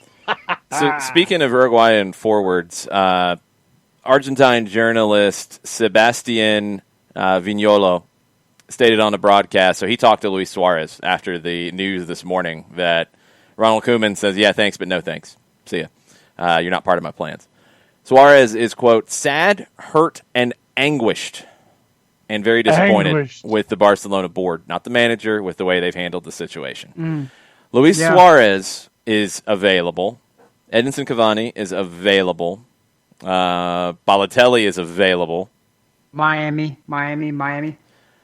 Who else is available up top? Because there's got to be. I think there's at least one more big one that I'm forgetting at the moment. Here's the thing. Here's the thing with Cavani. Remember that video surfaced of him shearing sheep in the off season? Hamas is maybe not available. Hamas is unknown, but and he'd be good too. But go ahead, Nick. Sorry. Yeah, remember the video of Cavani shearing the sheep in the off season? Like there was a video of him like back in Uruguay, like shearing sheep. Yeah. Or so. I mean, like blue collar work. Something just tells me that cat works on a different wavelength. Like his calculus for what he's looking for in life may just be a little different because I don't know any other top flight superstar that is going to be like shearing sheep in their off time. Just throwing that out there. It's a very Kawhi Leonard energy. It is. It is very, which is why I call Darlington Nagbe the Kawhi Leonard of MLS. Like the guy just operates on a different level than most people are used to dealing with when it comes to players. Like, oh, money's going to solve everything. Just throw money at this guy and he'll stay. Well, no, not necessarily because he's operating on a different calculus than maybe you are. So, are you Ohio? No. Well, we got this money. Are you Ohio? No. See you guys later. So, I mean, that's just some things to consider. With Cavani, he may feel like, hey, look, I have a couple of years left in Europe. I still want to do MLS. And he might make a mistake by staying a bit too long over there, and that's fine. Hamas is a dude who I was dragged on social media by saying that guy needs to just come to MLS. But I said it from the standpoint if he needs to come now and make stupid bank now. whether you agree that he carried any team to a trophy or not, or whether he rode their coattails, we can argue about that until the cows come home. But now's the time for him to come to MLS and make stupid bank.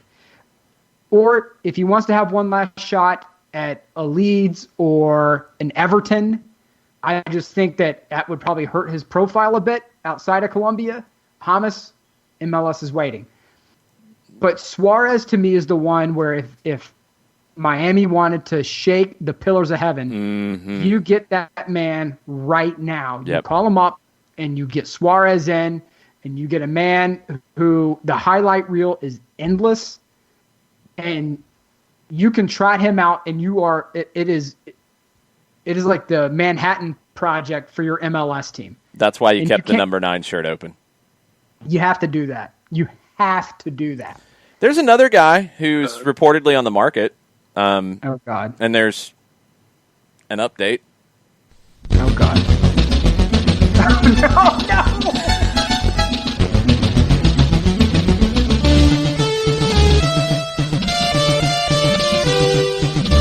Ricky Ricardo had this one in the Twitch pitch. This is from ESPN. This is not just some random thing popping up on Reddit. Manchester City's got a calculator out. They do. And they're trying to figure out, can they make it work to sign a guy who's played for their manager before and won a lot of trophies by the name of Lionel Messi? 700 million euro release clause. Oh, they'd sell him for less than that. They'd sell him for less than that because they need the money. They're fine with that. What are they going to get? What are they going to get slapped by financial fair play or something? Well, that's part of it. That's funny you mentioned that, Jared. It's in the tweet from Moises Lorenz, who is ESPN's correspondent in Barcelona. They're gonna talk to UEFA. They're friends. They're good friends now. They're gonna talk to UEFA about this and how this can work. Remember, financial fair play was basically going to be suspended this year. Was one of the early words about it because everybody's trying to figure this out. Everybody's pumping money in to survive. All that. I don't think part of the discussion was pay $1 billion to Barcelona to get Lionel Messi. I don't think that was part of the conversation. But maybe Manchester City will take advantage, and we'll see Lionel in the Premier League. They're taking out the calculator. Well, let's go ahead and start by saying the obvious. The $700 million release clause that's not going to be put into effect. No, they won't pay it. Barca would sell him before you get to that point. Right. And Barcelona let's go ahead and shoot for some pie in the sky numbers here on what you think the transfer fee. What do you think it would be? He's got 1 year, but he's got 1 year on his contract, so he's not like under contract for a long period of time. You would only guarantee getting him for a year.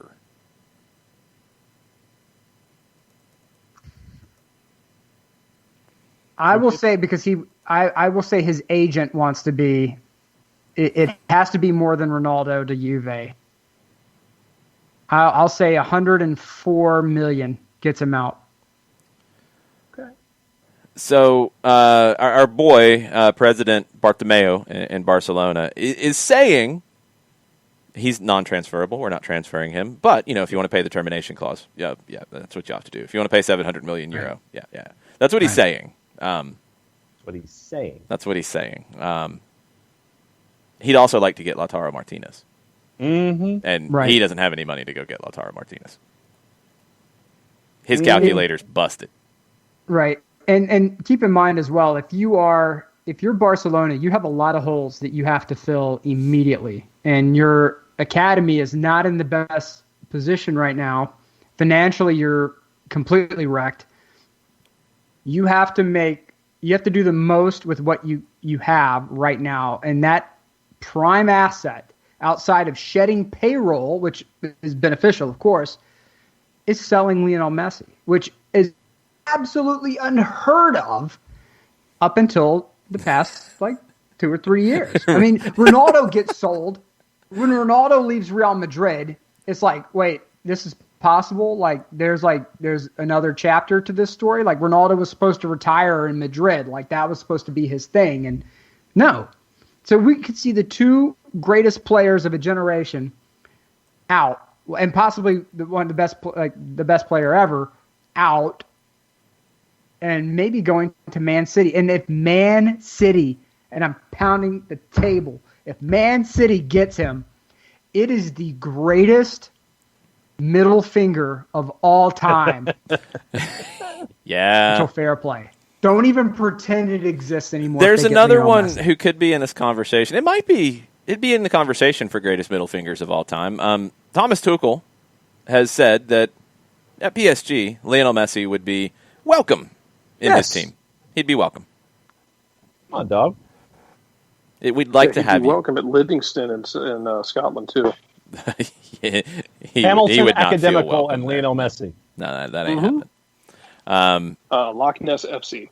Yes. Guardiola and Tuchel are both saying basically the same thing. Like, oh, yeah, he's an amazing player. We love him. Of course, he'd be welcome if he wanted to come here. But we think he's going to end his career in Barcelona.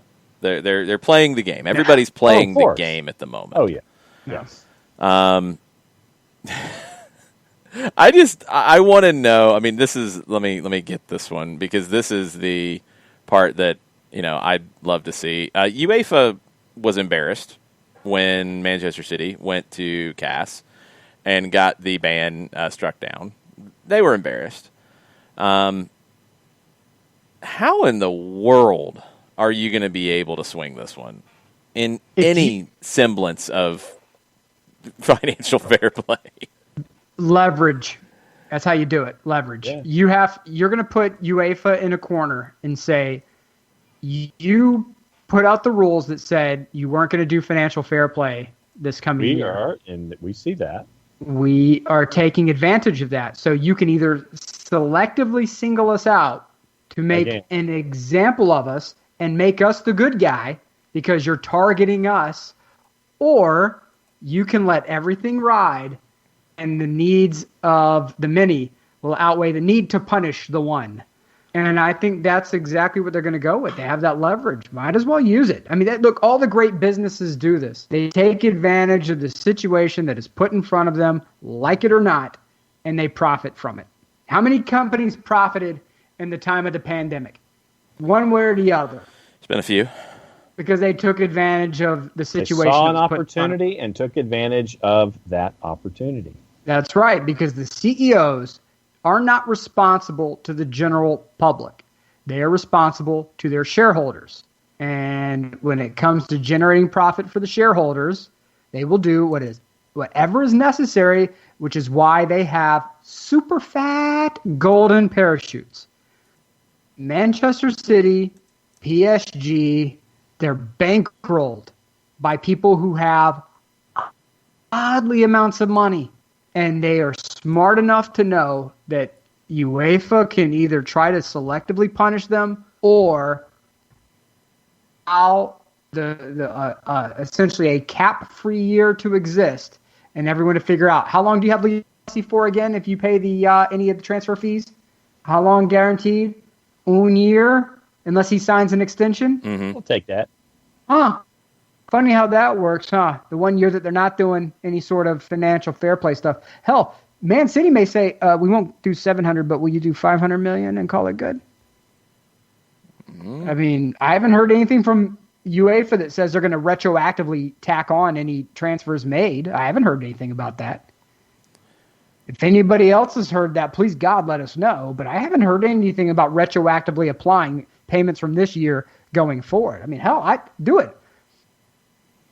Hello, Prince or King or Sheik so-and-so. Do you have a $500 million? Yeah, hold up. Can they do large bills? I only have large. I can't break change. There's no coins anymore. There's no coins. Hold on. 1, 2, 3, 4. Can you just do a card? A card? He's got a super black platinum Amex that he just sits uranium. He's got a uranium Amex that's just sitting back. A double uranium Amex. Yeah. Just sitting there. All right, we got about 15 more minutes of this chaos because I'm on 92.9 The Game at 9:05 with Doc Sock, John Chuckery.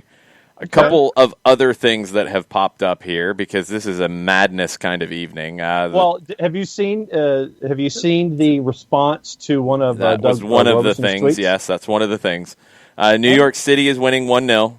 Columbus with a horrible goal that they gave up. Because that giveaway was bad. Horrible goal given up. NYC Caleb Porter might kill him. leading. Caleb Porter's had a bad night. He's been very unhappy with the referee crew all night long. He might take it out on his players. Bad times. Franco Escobar has responded to the suspension that was handed down by the MLS Disciplinary Committee a little earlier this evening. He quote tweeted Doug Robertson's article about being suspended for a game, and Franco said, "Amazing," clapping emoji 3 times. Yep. I mean, Yeah. Yep. And Austin FC's new designated player, Cecilio Dominguez, that has gone down, and he needs somewhere to play right now because they're not playing, and Independiente can't afford anybody because Independiente, like everybody they have, is being linked with a move outside of the team. Alan Franco is now being linked with a move to the LA Galaxy, which they need a center back in a bad way. But Cecilio Dominguez All right. is being linked with a loan to Boca Juniors. For what? I don't really know because they don't have any games for the rest of this year. I guess Copa Libertadores. They don't have a league to play in. They'll play whatever made up. You think the MLS's back tournament was ridiculous? Wait till you see what Argentina comes up with, okay? They'll have like a double round robin, double elimination, like crazy thing where if it goes to extra time, you got to play on half the field with 5 players on each team. Who knows? Like the trophy could be made of bamboo. There's no telling what this tournament will be. And you could get a case of Coca-Cola if you win the thing. That's what this tournament will be in. Cecilio Dominguez might be playing in it for Boca alongside playing in the Libertadores. Because, hey, Jason. Yeah. Hey, who's the manager of the LA Galaxy? I believe of the LA Galaxy, that would be a guy by the name of Guillermo Barros Escaloto. And you said this player in question was going to be possibly loaned to Boca Juniors and then coming to Austin. the LA Galaxy? No, Austin. No. Austin. Sorry, 2 different things. Okay. Alan Franco from Independiente could be coming to the LA Galaxy. Sorry, there's a lot of things, Nick. It's a lot of stuff. Yeah, so Independiente, where's he going? So Cecilio Dominguez was bought by Austin FC. He's their first designated player. Bought him from Independiente. Right. He's Verde, which Matthew McConaughey made the post. Yep. Yeah. The MOC was on fire with that post. He just said he's Verde. He's not on fire. He just said he's Verde. Like it's the same video they play. Cecilio is Verde now. Okay. You got to work on that. So who one. else from Independiente? Alan Franco, center back, who is a player when I play FIFA. He's a player I usually go by for an MLS team. Right. The LA Galaxy could be in for him. And where's he going to go temporarily? Don't know. He'd come straight to the LA Galaxy, I think. If he goes to Boca, I'm calling the Black Helicopters. No, he'd come straight to the Galaxy. They need center backs badly. Okay, I'm just saying, if there's a stop somewhere, I'm just saying the Black Helicopters are coming out because Guillermo, If Gustavo's still hanging out, if you know anything about this made-up tournament that Argentina will do to kill time before the new Superliga that they renamed, because, why not, is supposed to start in January, but they don't really have any dates for that yet either. Let us know, Gustavo, because you got teams playing Libertadores coming up in a couple of weeks. God bless Argentina. One of those teams, that country's amazing. One of those teams is Defensa y Justicia in the Libertadores. Who knows what players they have at this point? There could be nuclear fire all over the place. Radioactivity everywhere. Somehow Argentina still has a league going. Some sort of tournament. Nuclear holocaust, Argentina's still playing. Guaranteed. They'll find a way. God bless them. I love them for it. They will figure something out. I cannot remember the Libertadores schedule at this point because it's all been so craziness.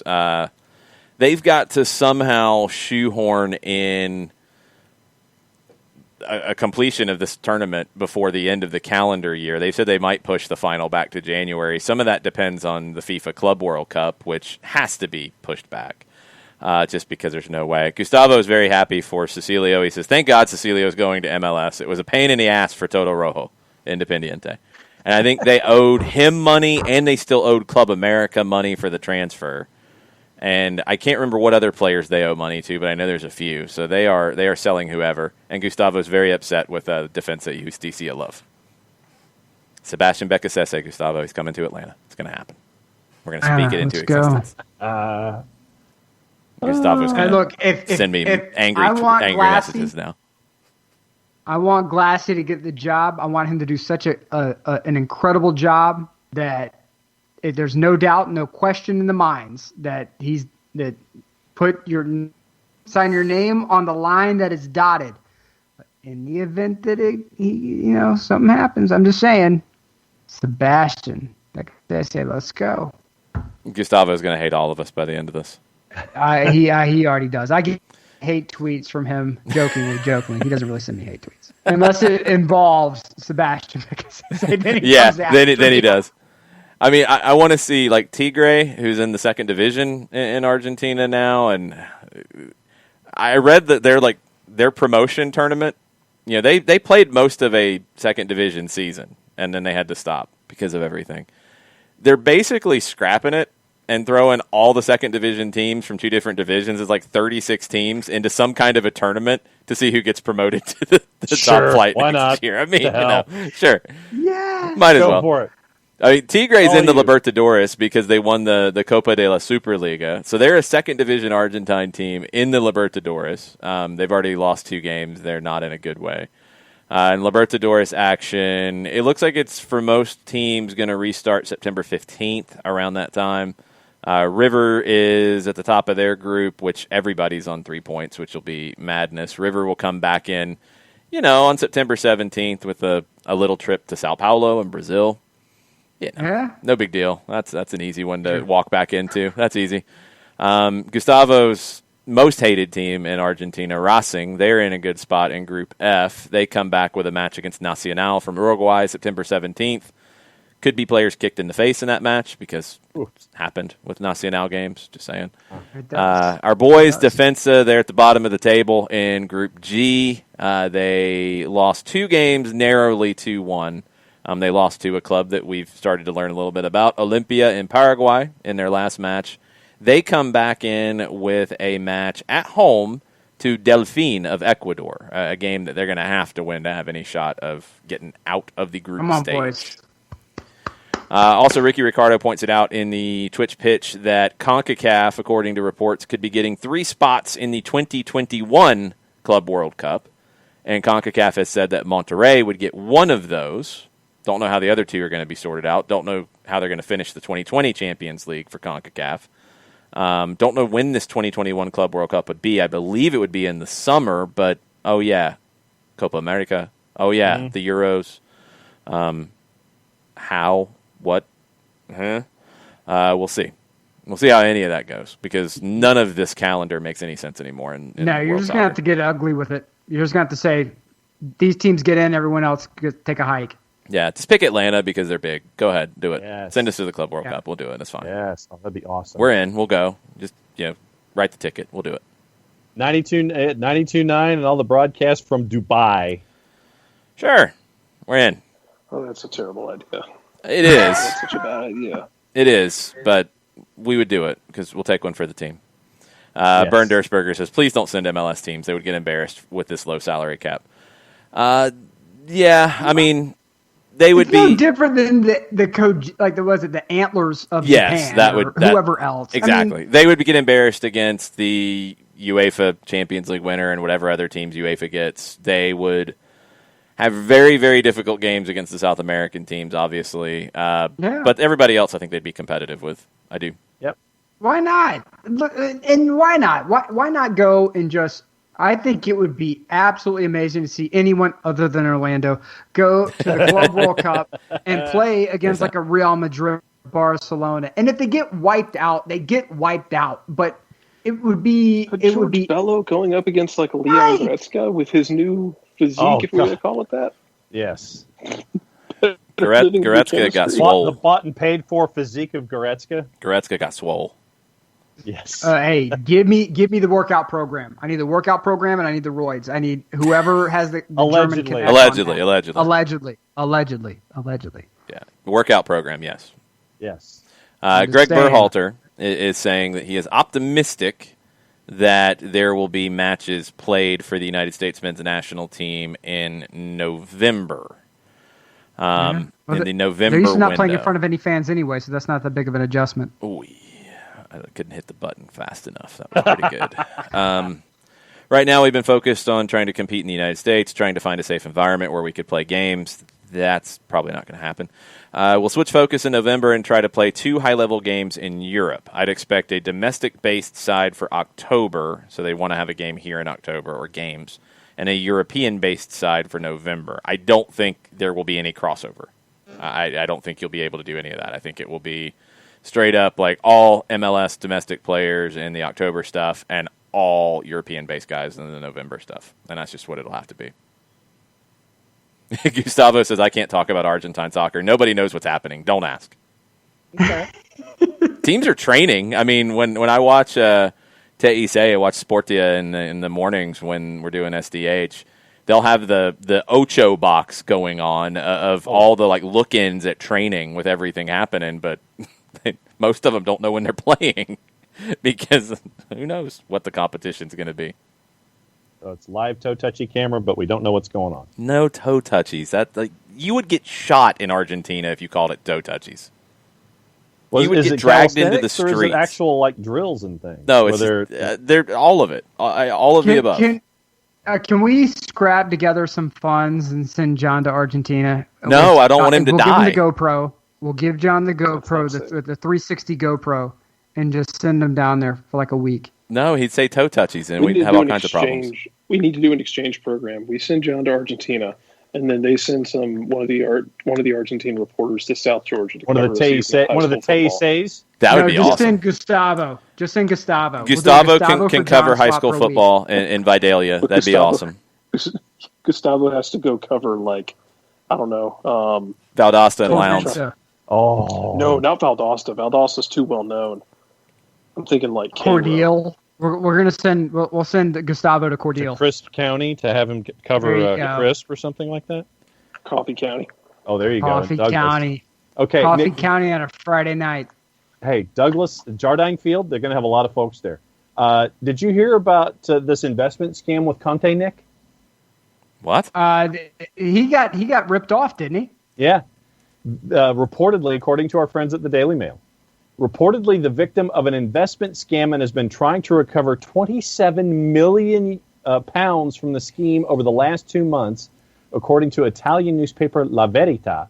Reports say that English judge David Foxton has ruled that England-based Italian financier Massimo Boccicchio convinced 8 people, including Conte, to invest in his company called Kidman, promised high-yield returns, and the report details that Conte was expecting to be paid around €30 million by June 30, 2020, but the money never arrived. Ponzi scheme. You want quick money? Quick money goes both ways. They never tell you how it's really going to work, though. Quick money in, quick money out.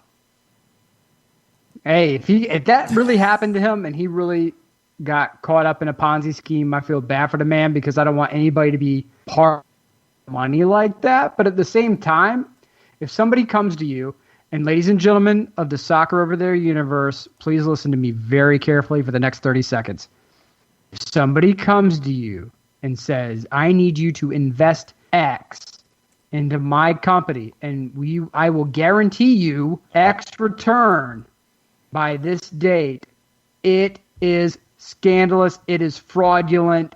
Keep your money. Don't do this. I've seen too many people who get suckered into dumb things like this, and you're really paying to keep someone's lights on at their house or to help them buy another Bentley. Don't buy into this crap. There's no such thing as guaranteed results outside of an interest payment in a savings account. Outside of that, it's not there. The people Conti, you're involved an in idiot if you did this. people involved in the scheme then sent an email asking for payment on July 7, only to discover that the address was fake. Then they turned to the authorities. Whoopsie. Oops. Yeah. Oh, he lost his hat on that one, which is a shame because now he's got nothing to cover that beautiful head. Yeah. You know what we said earlier about Ronaldinho staying in Paraguay? Yeah. Everything's good? Yeah. It's not. Well, I mean, it's not as bad as a lot After of this, places. I got to go, by the way, but go ahead. Cerro Porteño, 2 positive cases have been detected. Everybody has to retest. Now you're starting to have this kind of stuff happen consistently. So, All right. On that note, after a crazy sort of wild kind of show with Jarrett, I think it was suggested in the Twitch pitch, Jarrett, that you were on night watch. Okay. There were like crickets in the background for a while. It sounded really Oh weird. yeah, Cars. I was walking around the neighborhood. And You were on night watch. Cicadas and the crickets.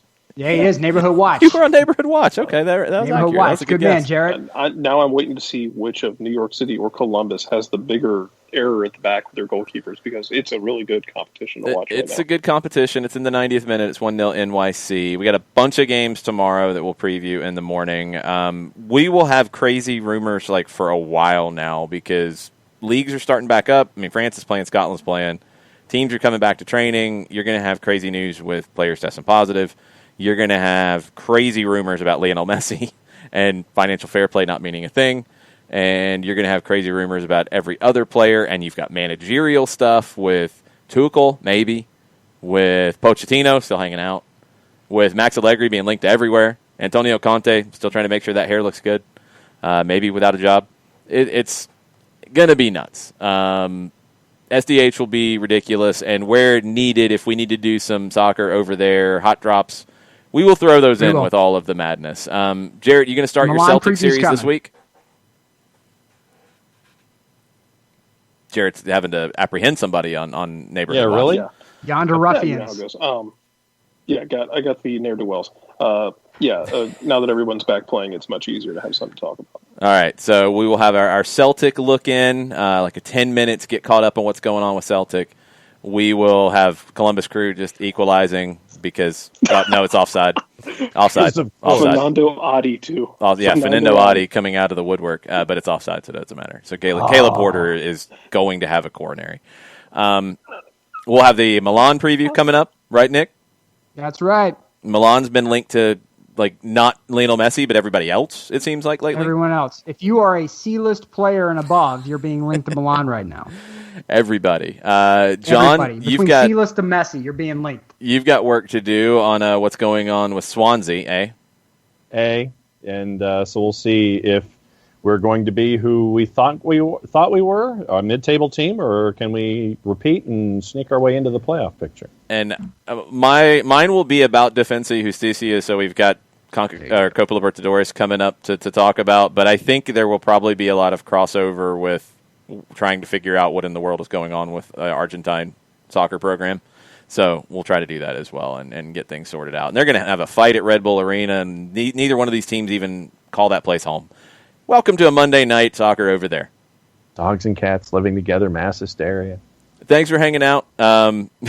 Gustavo says John is welcome to come to Buenos Aires. Jason and Nick are not. Wow! Because of the Becca Sese style. We're not welcome. Boom.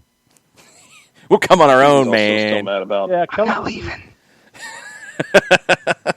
I'm not leaving. Yeah. Gustavo, thank you. Abby, thank you. Ricky Ricardo, thank you. Everybody hanging out in the Twitch pitch, thank you. Thanks for hanging out. Thanks for making this a very fun show that started with a lot of anger and ended with a lot of laughs. We'll be back next week. Nick, take us out.